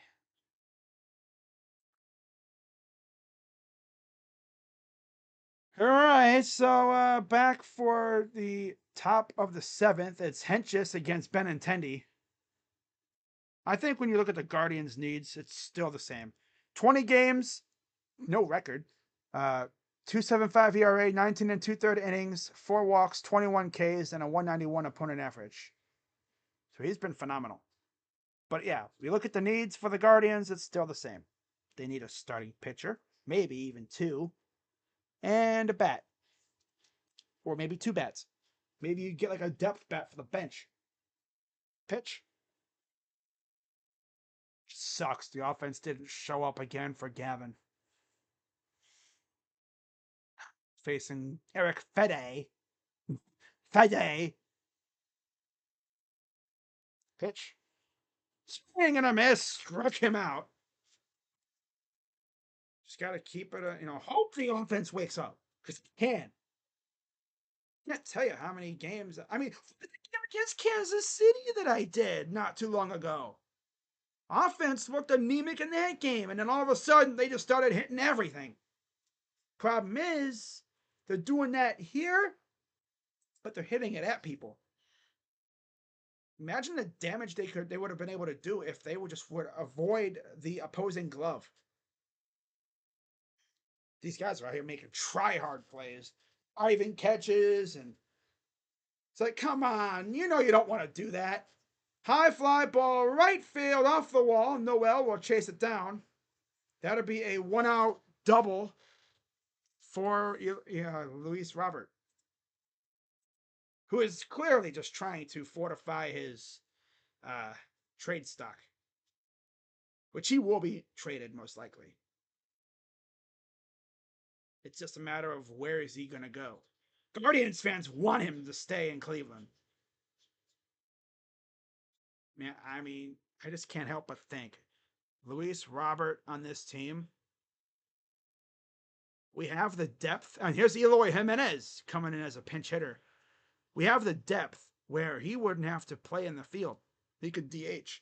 5 home runs, 13 RBIs, 294 opponent OBP on base percentage. Opponent, what? Facing Sam Hentges. Pitch. Now, could Eloy get traded? No, I doubt it. He hasn't played enough to really warrant any interest. He'd have to be going off of the fact that could he stay healthy, because his hamstrings are literally made of glass. They're like made of paper mache. He has paper mache hamstrings. My dude could hurt himself waking up in the morning. He's so fragile. It sucks because he's a really good player, but he's fragile. Fragile! 2-0. Strike from Hentges. I would even add a bullpen piece too, for the heck of it. Add like a middle bullpen piece. Yeah, just for the heck of it. Why not? 2-1. 3-1. If I'm Gavin, I'm locking myself in that film room and I'm watching every single pitch of this game that he threw and just trying to think, what was I doing that made that ball not go where I wanted it to? 3-1 from Hentges. Pitch. Ball 4. So he didn't even want to mess with Eloy. Okay, then. Come on, Sam, you freaking scrub. Why do you want to be acting like this? Oh, boy.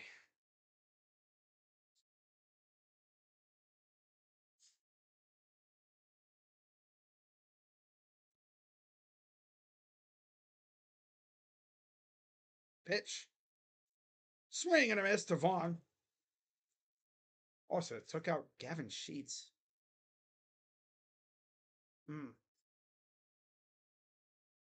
Interesting.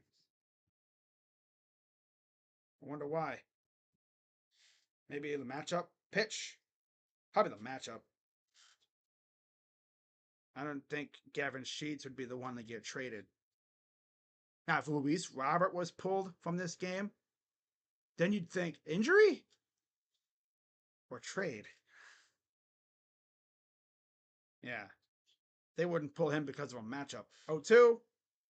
Ball inside and high. You know what? I'm going to turn it to AEW. AEW. AEW. AEW. Okay. Oh, where you at? There you are. Dynamite. 1-2 pitch. I'll step off and make Robert go back to second.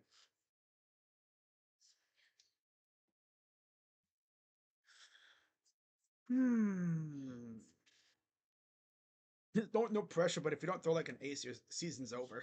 Damn. Yeah, pitch. Swing and a miss. What the heck kind of a swing was that? Clearly was thinking another pitch was coming.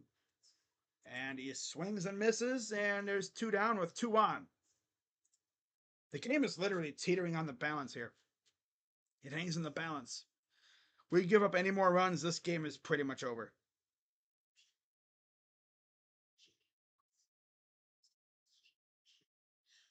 Wow, okay. Pitch. Strike.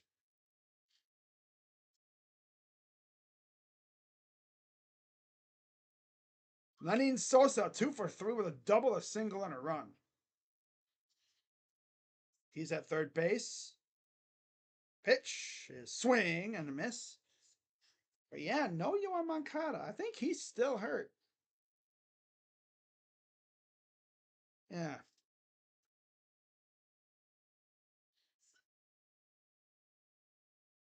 So 0-2 count. Here's the pitch from Hentges. Chopper. And that'll get through. Runner scores. Yo, like, Lenin Sosa. Since when did he become so good? Out of nowhere. 6-1. Oh boy. Just off the edge of the glove of Rokio.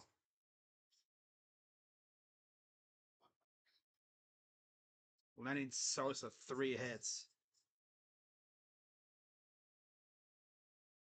Freaking insanity.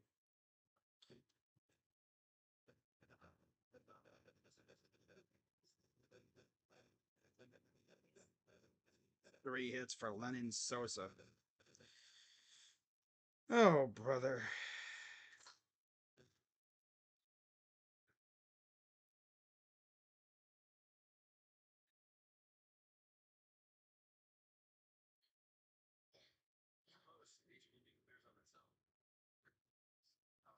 Yeah, shout out to everybody watching tonight. Next time I'll be live will be for one of the Giants games coming up. Not sure which one yet. Probably for Tanner Bybee's start. Most likely I'll be live for the Bybee start in that series. That'll be fun. But hopefully everyone enjoys their 4th of July. I don't think Bybee starts tomorrow, does he? Oh. Or is it Logan Allen tomorrow? Because this is a Tristan start. I don't even know who starts tomorrow. I don't think it's Tanner. No. And I know we're facing a bullpen game tomorrow, so that'll be fun. 1:10 p.m. 4th of July. Hope everyone stays safe. Don't mess around with fireworks. Oh, that's right. It'll be Ben Lively. Okay. Against the bullpen game. Ben Lively always face the bullpen games. Okay, and then let's see. First game of this series, I think it'll be Tanner, right? Yeah, Bybee will get the first game against the Giants. They haven't announced who the starter will be yet. At least MLB Network hasn't.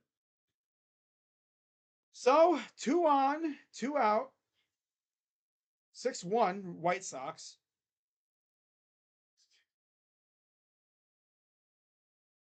Pitch is outside from the other lefty, Tim Herron, against the natural born tryhard, Nicky Lopez. 38 games, 3-0 record, 107 ERA, 33 and 2/3 innings, 14 walks for Herron. Swing and a miss. This is going to be our 10th loss at home all year. Wow. That's actually pretty impressive. 247 average, 10 RBIs for Nicky Lopez, who had an RBI double earlier. 1-1. Grounder. Right to second. Take your time, make the out. And it's a 5-1 deficit. Bottom 7 coming up. Can the Guardians offense wake up or no? Not looking good, though. That's crazy. We've only lost 10 games all year at home. Assuming, we don't make another surging comeback. Which with this Guardians team, you never know. Sox bullpen comes in, we can score 7 in an inning. That's the crazy thing about this team, man. You guys have seen me before in these streams. The offense will be essentially dead for like half the game, even like 2/3 of the game. And then all of a sudden, they just awaken and score like 5 runs in an inning. Can't tell you how many times that's happened. So they have not officially announced the starters for the 2 of the 3 games. Cookie Carrasco versus Birdsong will be the 3rd game, though. I'll be live for tomorrow's game, Tanner Bybee, and then Allen and then Carrasco. We'll get Williams, Lively, Bybee, and Allen against the Detroit Tigers. That'll be fun. That'll be fun. But yeah, next time Gavin starts. So Gavin will have 2 more starts after this against Detroit and Tampa Bay. Okay.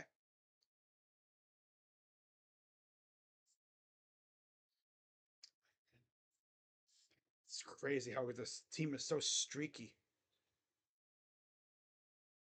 But yeah, ever since we signed Matthew Boyd, it's like we've been kind of. Bleh.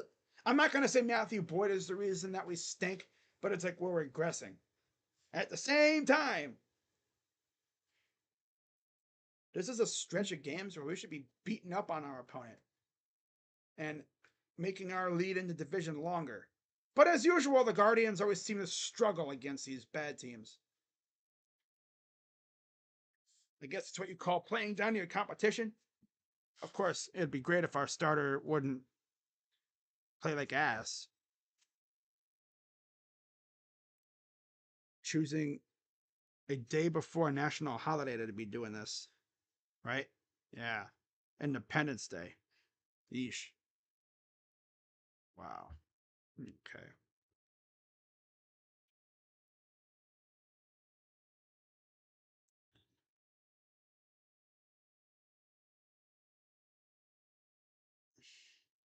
All right. And if you're enjoying the stream, guys, be sure to hit the like button, subscribe, hit that bell. And I'll be back in a few days for Giants and Guardians. Decorian Moore will announce his commitment tomorrow. Well, we know he's not coming to Ohio State. That's for damn sure.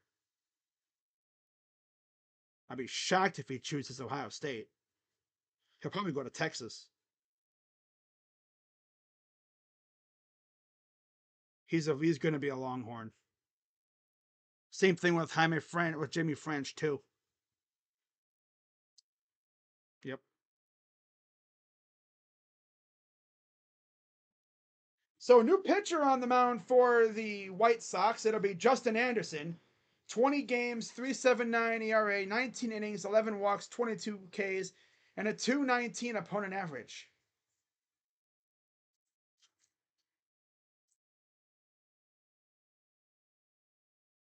Here's the pitch to Noel. Swing and a miss.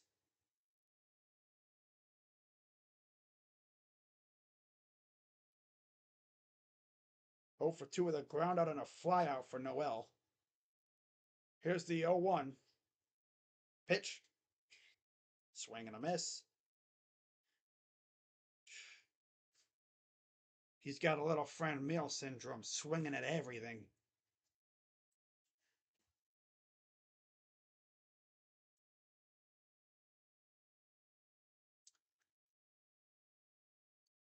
Oh 2 coming to Noel. Pitch. Didn't swing at that, and it gets spiked in the dirt. 1-2 count. Had a great at bat last time.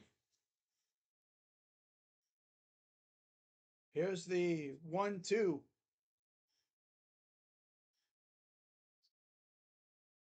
Pitch. Swing and a miss. Wow. Great at bat. Ooh. These guys aren't even really trying. They're just like, I'm gonna go out here and look like ass. Yep. Trying to hit a grand slam with nobody on base. Good stuff.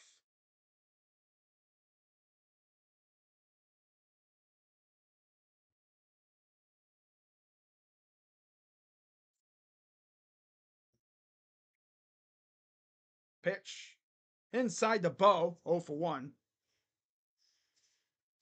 White Sox try-harding like crazy, man.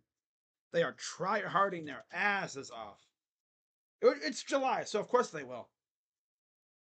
Here's the 1-0. And right at the damn glove again. 2 down. Freaking natural born try-hard, bruh. Damn.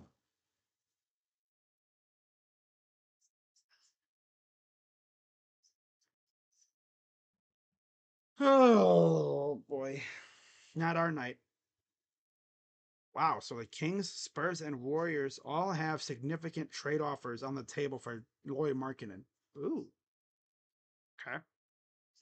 Pitch to Rocchio is a strike.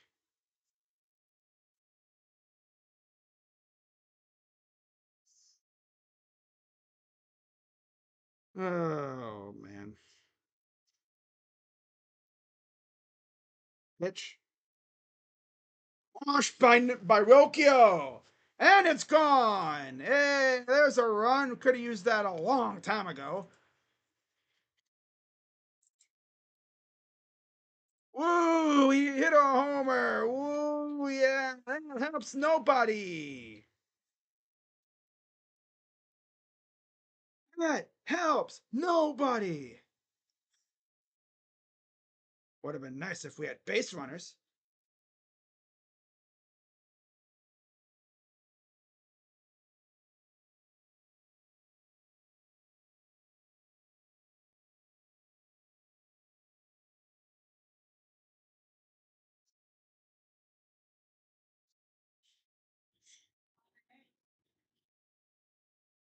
And that'll be it for Anderson.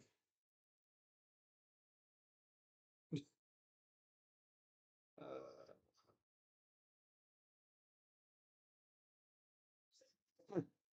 that helps no one.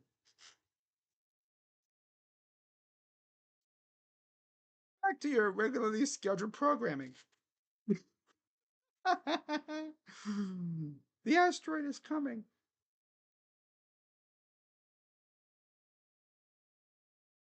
I love the stat pad home run by Rocchio of all people. You know, if the Guardians do not make a move by the end of this month, Minnesota might legit take this division from us. They might. Man.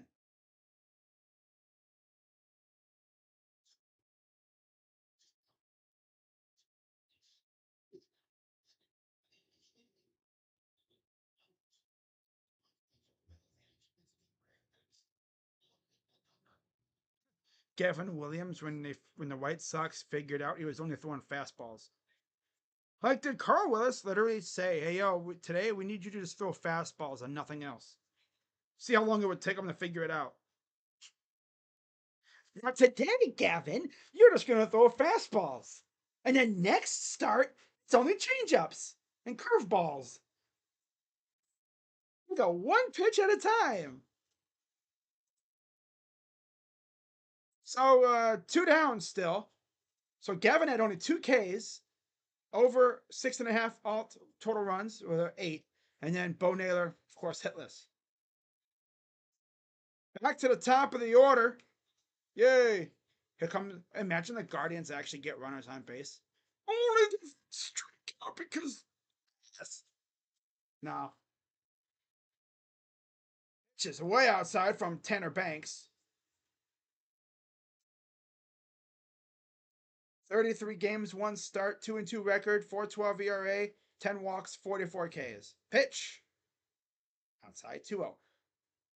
If the Guardians somehow come back and tie this game in the final, like, 2 or so innings, 2 1/3 innings, I will lose my mind. And all the Guardians need is a bloop and a blast, and it's a 2-run game.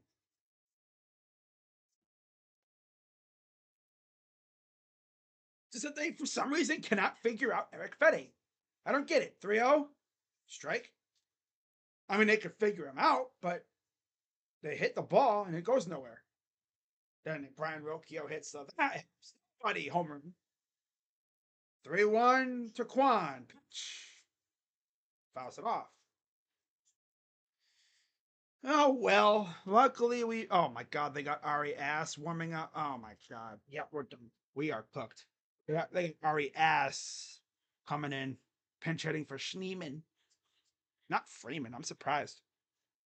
Not going with. I guess because it's a lefty makes sense. Except Ari Ass has been ass since the Baltimore series. Swing and a miss. So it doesn't even matter. Why are you swinging at a pitch at your ankles? Steven. These guys are trying to do too much. Someone actually made a good point. They're pressing at the plate. They're not playing loose. They're trying to do way too much. Yep. Top of the 8th coming up, down 6-2.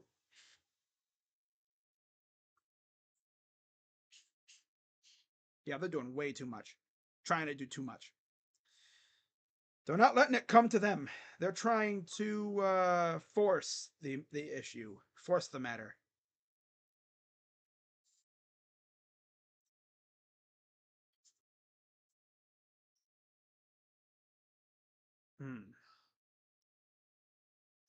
So, I guess the Bay Area radio station asked the people, Warriors fans, if you have to include Jonathan Kuminga in a trade to Utah for Lauri Markkanen, would you do it? Rocha said in a heartbeat, yes. I mean, obviously, looking at their team right now, because you'd assume they'd get Lauri Markkanen. I mean, you have to think Buddy Hield would be included in there too. Probably in the same move, possibly. But they get Buddy Hield to go with Lauri Markkanen, and then Kyle Anderson and DeAnthony Melton. It's like, damn. They got all of that because Klay Thompson left. I'm pretty sure, yeah, he left, so that opened up cap space.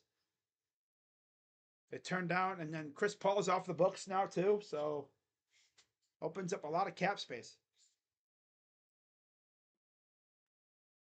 Wish the Guardians could do something. Not the Guardians, the Cavs could do something like that.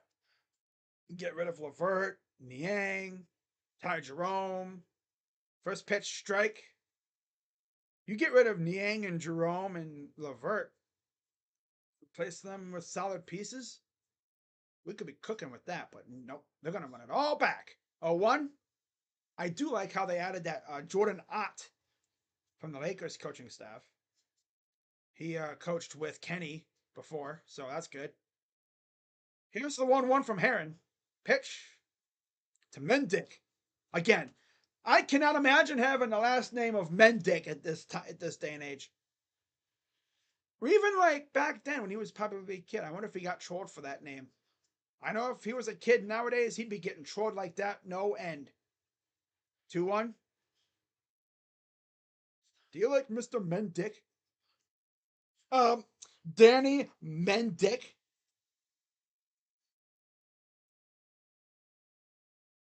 That name is just crazy, man. My goodness. 3-1 and ball 4. Yep, not our night. Pitching stinks. The bats are mostly asleep. They couldn't figure out Eric Fede. There are pitchers that no matter what happens, we crush them. And then there are pitchers that we can't touch at all. And it's like, you know those pitchers. Soft tossers. For some reason, this team cannot hit soft tossers.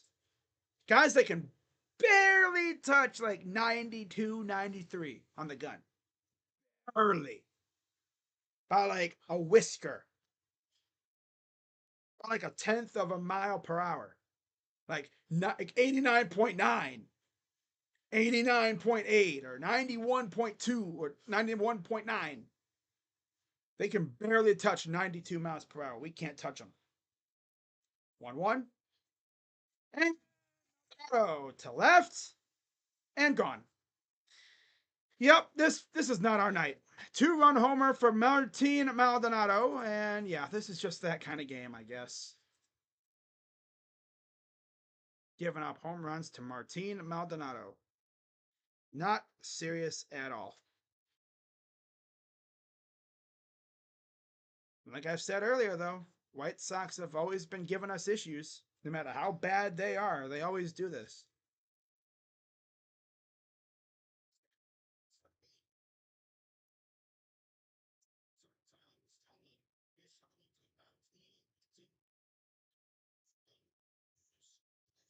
My dog comes in here, he starts panting like crazy for some reason.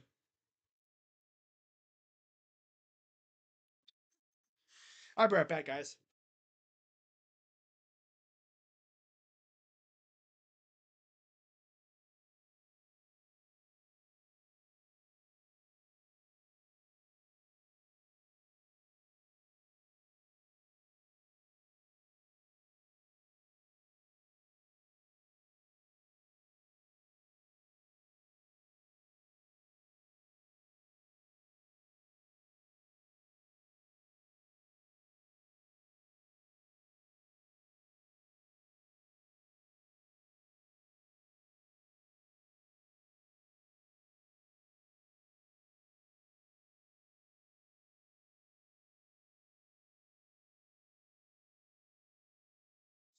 Okay, we back.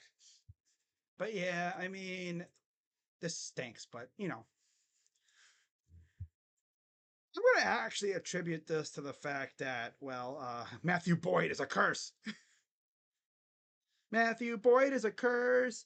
Matthew Boyd is a curse. Matthew Boyd, Matthew Boyd, Matthew Boyd is a curse. Fam him immediately. Matthew Boyd is a curse. Matthew Boyd is a curse. Matthew Boyd, Matthew Boyd, Matthew Boyd is a curse. Why am I not able to send the tweet? Come on, send the damn tweet. Piece of crap ass app. I like rate limit. Am I like automated or something on here or whatever? Let me see. Let me see something here. At least it's a beautiful day for baseball. That's good. Can't say that, you know. At least it's not raining. So Pedro Avila is in the game, top of the eighth. Tim Herron really gives up a tank to Martin Maldonado. That deserved a demotion to AAA on its own. 19 games, he's 1-1, 280 ERA. He's been solid lately. He's been the innings eater. And there's a base hit. Yep. These guys are hitting everything. These guys are hitting legit everything that we are throwing.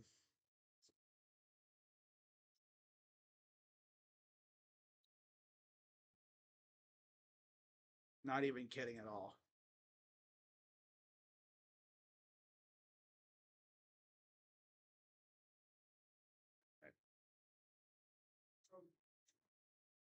Mm. Yep. For some reason, Twitter thinks I'm a robot.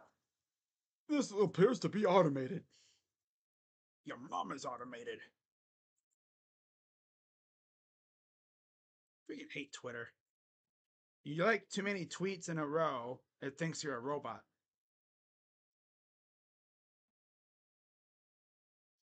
Oh well.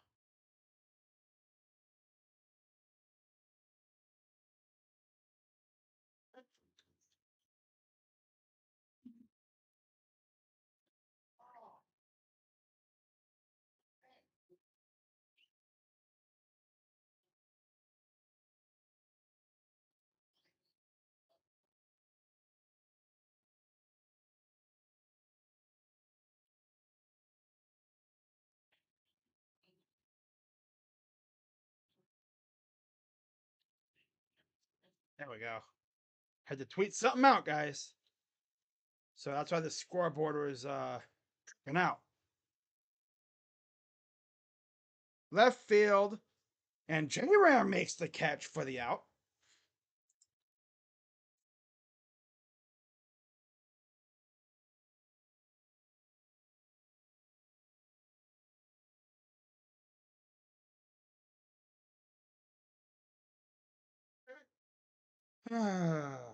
One of the few bright spots, I guess. Woo. And the Tigers beating the Twins 5-zip. So at least we're not the only one looking like ass today. Oh man. What would you do if the Guardians came back and won this game? I would do backflips. Swing and a miss. I would legit do backflips.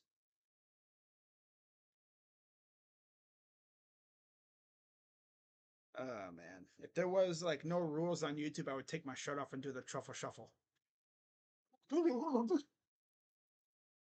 Oh, one, and here's a little blooper to center. Schneeman in to make the catch. 2 down. Do the truffle shuffle. No, that's not the truffle shuffle. That's the spaz out.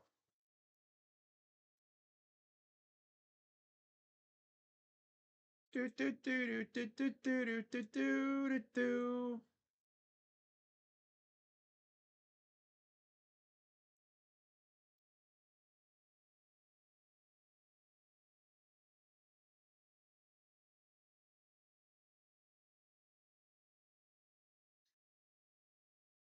Ball 1 to Jimenez, who walked his first time up. They pinch hit him for Gavin Sheets. Pitch. Strike. Jeremiah Smith. Jeremiah Smith replied to that Hayes Fawcett tweet with a Buckeye emoji. He's like, oh, Jeremiah, what you got for us, buddy? Here's the 1-1. Swing and a miss.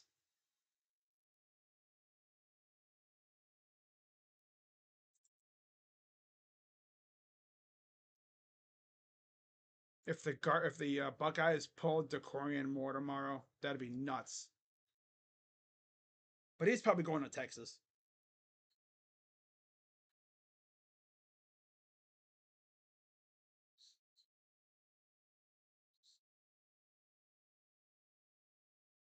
All right, so Avila 1-2 count against Jimenez. Here's the pitch. Inside 2-2.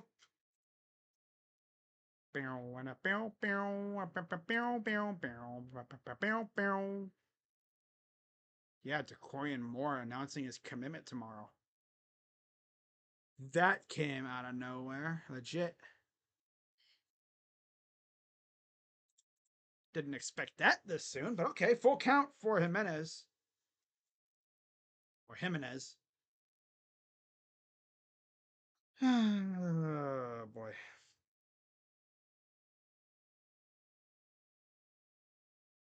Pitch. Ball 4. Just not our night.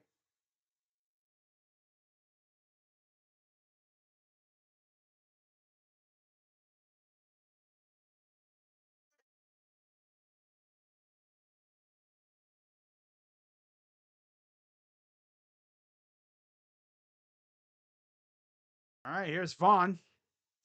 Pitch to right at Jimenez.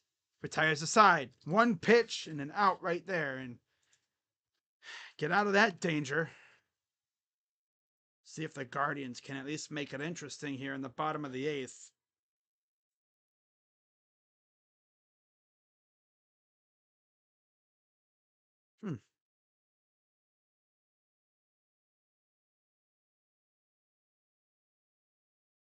Bama processing kids out. Ooh. Miles Johnson decommitted. That's tough. From Alabama.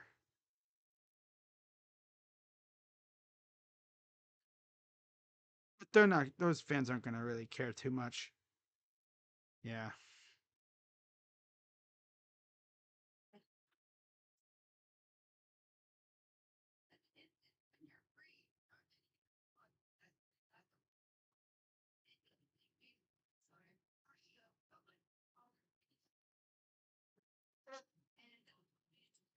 Oh, boy.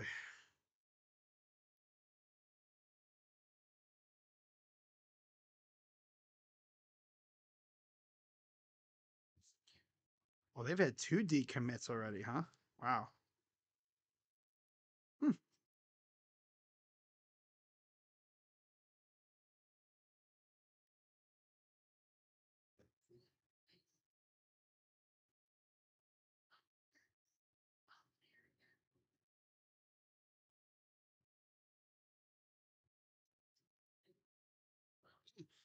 Jeremiah Smith's like, yo, DK, you know what to do, bro.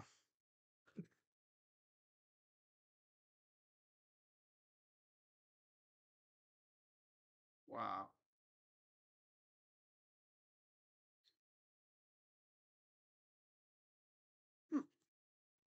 All right, so yeah, bottom of the 8th coming up here. Packed house. Gabriel Arias leading off against Banks. Pitch. Popped it up, and that's out number 1. Great. You freaking scrub. Get out of here. Pack your bags, bro. You're done. I'm done with you. Your ass, boy. You stink. Garbage. You're stinky. 1 pitch. Ass.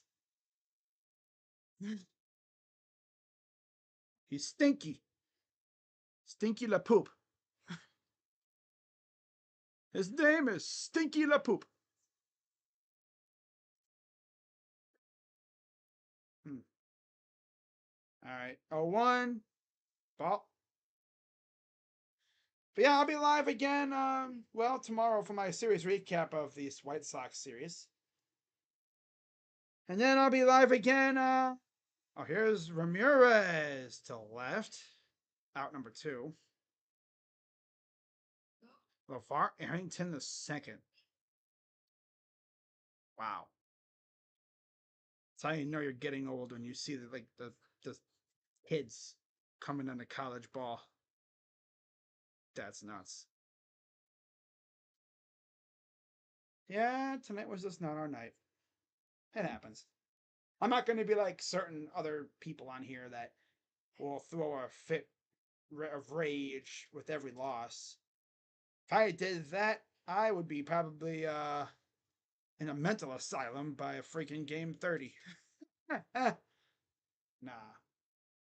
Luckily, though, the Twins are losing, so that takes down the sting a little bit. I mean, this team's going to regress. It's a long season.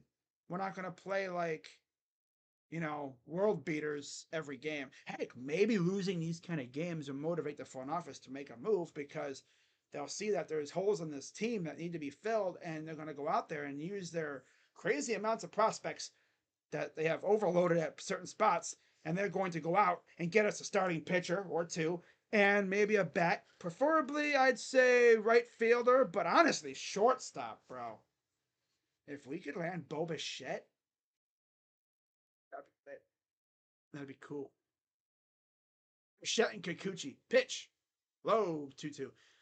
If I see a tweet from Ken Rosenthal one day saying the Guardians are acquiring Bo Bichette and Yusei Kikuchi, I'm going to personally write a letter to Chris Antonetti saying I am sorry for slandering you all this time. And here's a high fly ball, right field. Caught. Yeah, not our night. Mid-sentence, talking about I was going to send a letter to Chris Antonetti, pretty much saying I am sorry for slandering you all this time. Top of the 9th coming up, down 8-2. Yeah, I did not expect DeCorian Moore to commit already. Oh well. I don't expect him to be a Buckeye. He's probably going to Texas.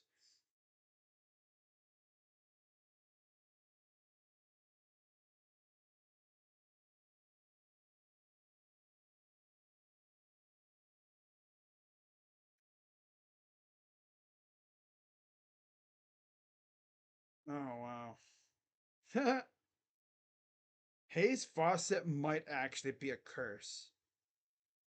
He tweets about Bama and they already had 2 kids decommit.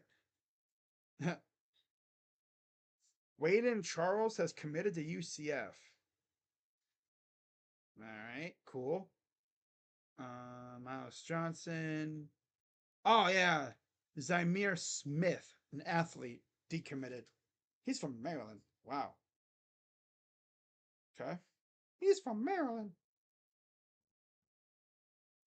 But yeah, shout out to everyone who's been sticking with me through this crap today. We're having fun. Yep.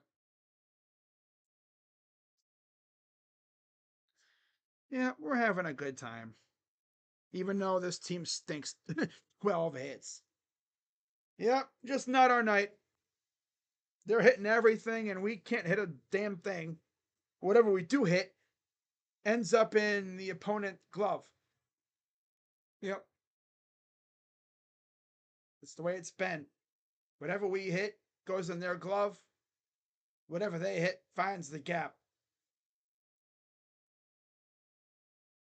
So here's Sosa. He's 3 for 4. Facing Avila. Pitch. Fouls it off. 3 for 4.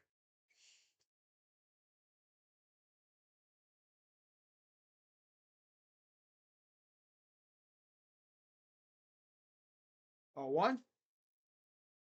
Strike.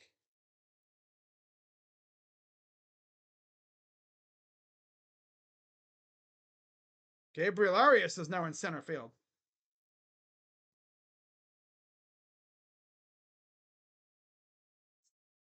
0-2. Swing and a miss. Struck him out. Hey.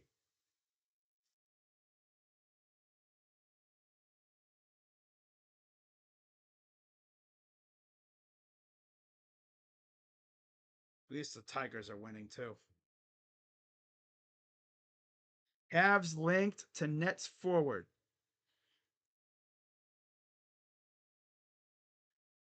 Kobe Altman, I need you to make a move for DFS or Cam. I will, just like Chris said with Chris Antoinetti. I'm not gonna write you a letter, but I'm a lay off on the DUI jokes if you get Cam or DFS. Pitch. I will legit lay off the DUI or the OVI jokes.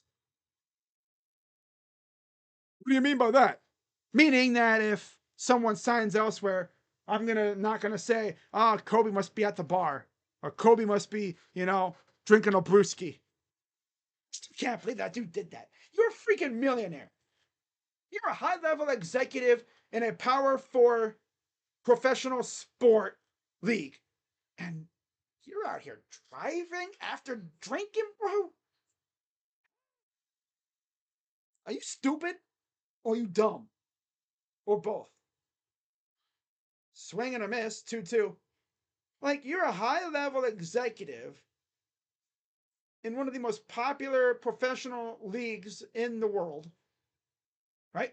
And you can't call an Uber, right? Can't have a friend drive you home. I'm gonna drive. And then he gets pulled over. He's lucky he wasn't like thrown in the clink.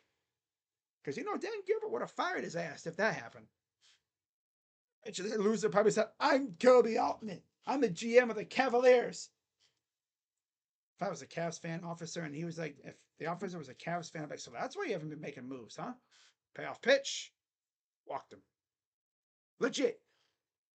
I didn't even know about that whole thing. And then I saw it, thinking an article, and there's even a freaking body cam footage of it. Him failing a sobriety test.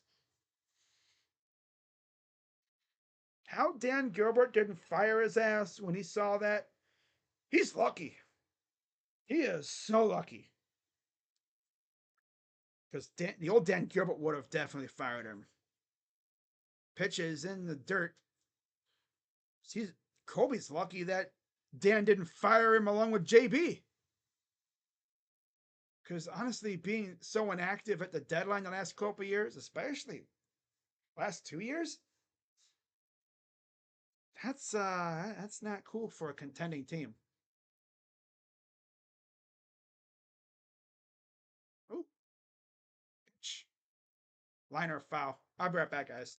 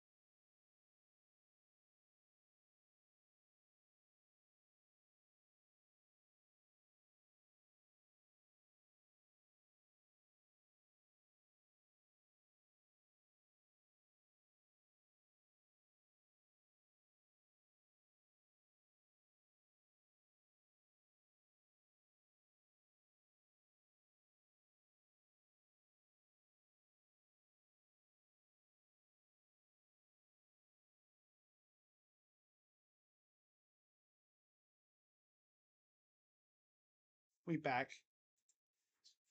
All right, 2 down. All right, here we go. Pitch, swung, and he offered. Strike 2.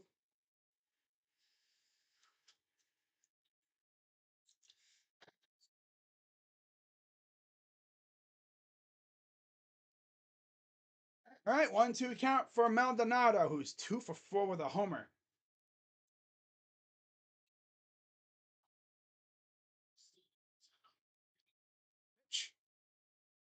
They called pitch clock on Avila. So yeah, Bleacher Report. Cavs linked to Nets forwards.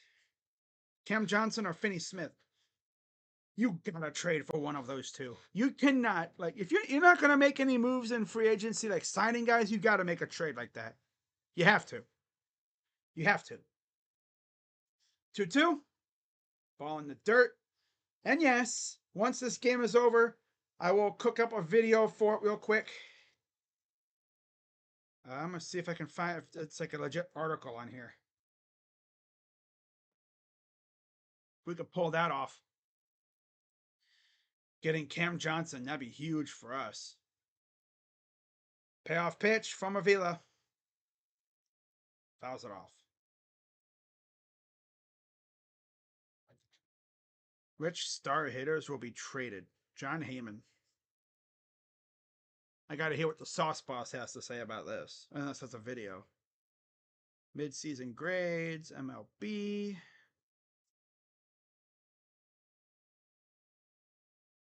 Payoff pitch. Fouls it off. Well, this is just not our night. Every team has nights like this. So ESPN says it. Yeah. ESPN. I'm looking it up right now in the article. I'll do a video on it after I'm done here. And hopefully Kobe can pull it off, and we can bring in Cam or DFS. Payoff pitch. Swing and a miss. Struck him out. And honestly, the bullpen, aside from that couple mistake pitches, it's been solid. But man, you'd think like Gavin would come out here and cook, but yeah, he's still working out the kinks. He could tell. He could tell he's still working out the kinks. Julia Stumbaugh. All right, so Zach Lowe, ESPN says, and I quote: the Cleveland Cavaliers could pursue the Brooklyn Nets, Cam Johnson or Dorian Finney-Smith as part of their search for a 3-and-D wing, according to Zach Lowe. I know that they would love to get another 3-and-D wing, a 3-and-D wing. He said it twice, really. Lowe said I see it. He doubled it down in the thing. He didn't really say it like that. They would love to get another 3-and-D wing, Lowe said Wednesday on ESPN's The Lowe podcast. I'm actually a little surprised that Cam and Finney-Smith, one of them hasn't been traded yet. Limited draft capital to deal in a potential trade, and next have full control over a first rounder in 2030. Johnson is signed on for 3 more seasons, while Finney-Smith is under team control for 1 more campaign with a player option. Okay. I'm down. Hey, Kobe, you want me to stop slandering you and talking about your blatant running with the law? Make this move. Do it. Make this move, and I will stop trolling you about your running with the law. Yeah. That's so funny. Why do you keep talking about his running with the law? Because it's funny. How are you a millionaire and you're like a high level executive in one of the most popular professional leagues in the world, and you're out here driving under the influence? Like I said, are you stupid or are you dumb? Oh no, he's both. Yeah, he's both. He's ass. Steven Wilson, 28 games, 1-5 record, 3.75 ERA, 24 innings, 17 walks, 23 Ks, and a 200 opponent average. A massive fire has broke out at the original Buc-ee's building. Texas has fallen. Oh dear. So Jose Peanut has come in as another pinch hitter. Why do you do that? What's up with their freaking, what was that? Peanut. It's, yeah, I've talked about it before. It's like a little nod to one of my favorite gaming YouTubers, Dashy Games. Freaking hilarious. Not that Dashy, no. The popular one. Here's the pitch. High outside. The Cage of Agony. Ryan Cage. Oh, okay.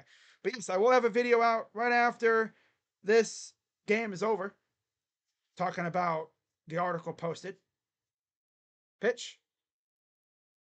Means it foul. Yeah, if I had to choose, get me Cam Johnson. If you can get both, get me both. But that's not going to happen. You're going to get one or the other. We don't have the capital to get them unless you trade like Levert and stuff. Like players. Here's the 1-1. I would trade Okoro if it meant getting DFS.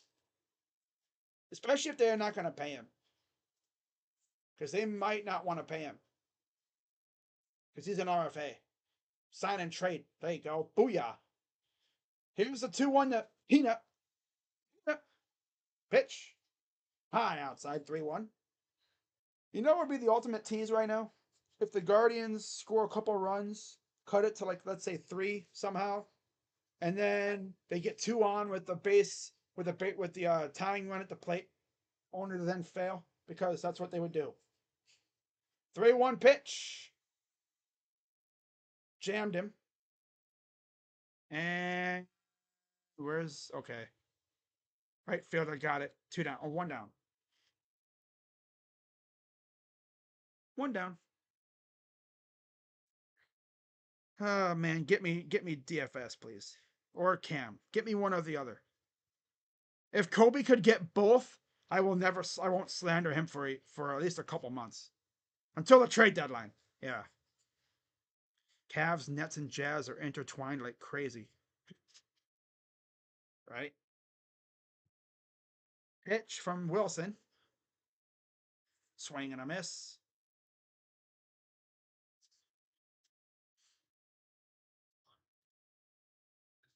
I mean, if we could jump in on that 5-team deal and make it a 6-teamer or whatever. Trade machine. That's funny. Here's the 0-1. And another damn freaking saving snag.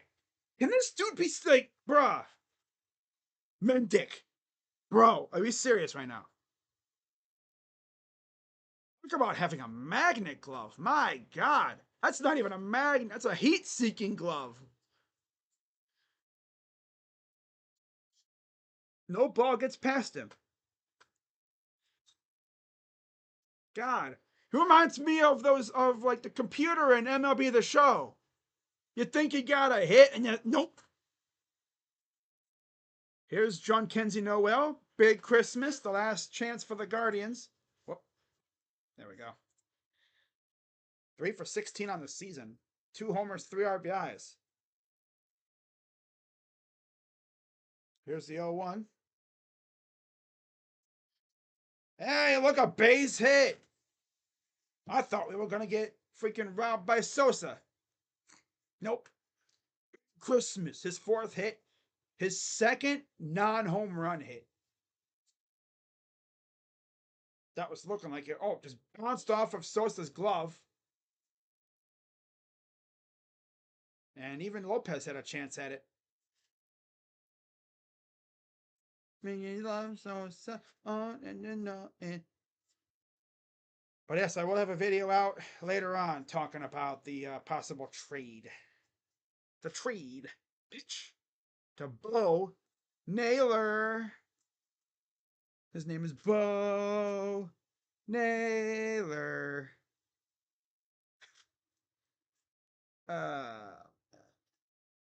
His name is Bo. My homie Bo. Pitch. And, of course, goes to Mendick for the out. And that'll do it. White Sox win 8-2.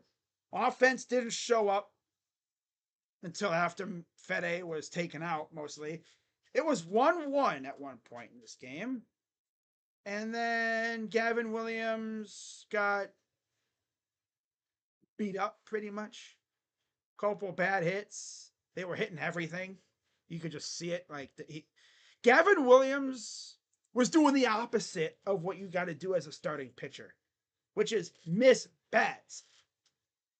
Gavin was essentially throwing it at their bat. They were hitting everything. The gap. Kind of the opposite of what they're doing, which was hitting it right at people. So Guardians lose 8-2. Just not our night. It happens. You know, I'm not going to be like dashy and throw a fit. It happens. I mean, for some reason, we could not figure out Eric Fede. He's going to get traded. He's probably going to go to a team that we have to see later on in the season, which means we're probably going to get cooked by him again. So before I head out, let's read through the box score and the final lines, and then, yeah, I'm going to get working on that video for Cam Johnson and DFS. So, and I will be back on, what's today? Wednesday. I'll be back on Friday for Giants Guardians Game 1. I believe that'll be a Tanner Bybee start, so you know I got to stream it. That dude has been rock solid for us this year, which is insane. Like, if you would have told me, like, if you would go back in time and tell me back in April that by the All-Star break, Shane Bieber's done for the year. Gavin Williams literally just made his season debut today. And the offense has been hitting the ball like crazy. I'd look at you and go, what? I'm like, whoa. Shane Bieber's out for the year? Like, yep. What happened? He had to pay a visit to old Tommy John. How many starts did he get? 2. 2? Yep. Okay, how did he do in those 2 starts? He was phenomenal. In fact, if you didn't know any better, you would have thought, it's like, I know, but he gave us no signs that he was hurt. I only knew he was hurt when the notification came out that he was getting Tommy John. Apparently, he was gotten through some serious pain. He did a good job hiding it, that's for sure. Damn. So, turn out the lights. Party over. Yep. So, Fede got the win. He's 6-3 with a 3.13 ERA. Williams took the loss. He's 0-1 with an 11.25 ERA. First start back off the injured list. Command was an issue. Speed wasn't. No, he was pumping 98. He was like in the 90s. Except if you're going to do that, you got to make sure you don't throw cookies. And this dude was throwing nice, hot, steaming cookies at these guys. So you could say he was throwing tater balls. Yeah, he threw 2 tater balls. Honestly, that's what I'm going to call home runs from now on. I'm going to call them tater balls. Oh, man. Yeah, he threw a tater ball, a couple of them, I'm pretty sure. At least one. Well, I don't think he even threw it. No, he didn't throw any tater balls, but he threw a lot of delicious meatballs, though, that were getting mashed everywhere. I mean, it's his first start. If I'm Gavin, though, I'm going into the lab and I am locking myself in that room and I'm watching every pitch and I'm just looking at what I did and how I can improve and get ready for your start against Detroit. So, yeah, Guardians are still 53-31 and the White Sox are a mighty 25-63.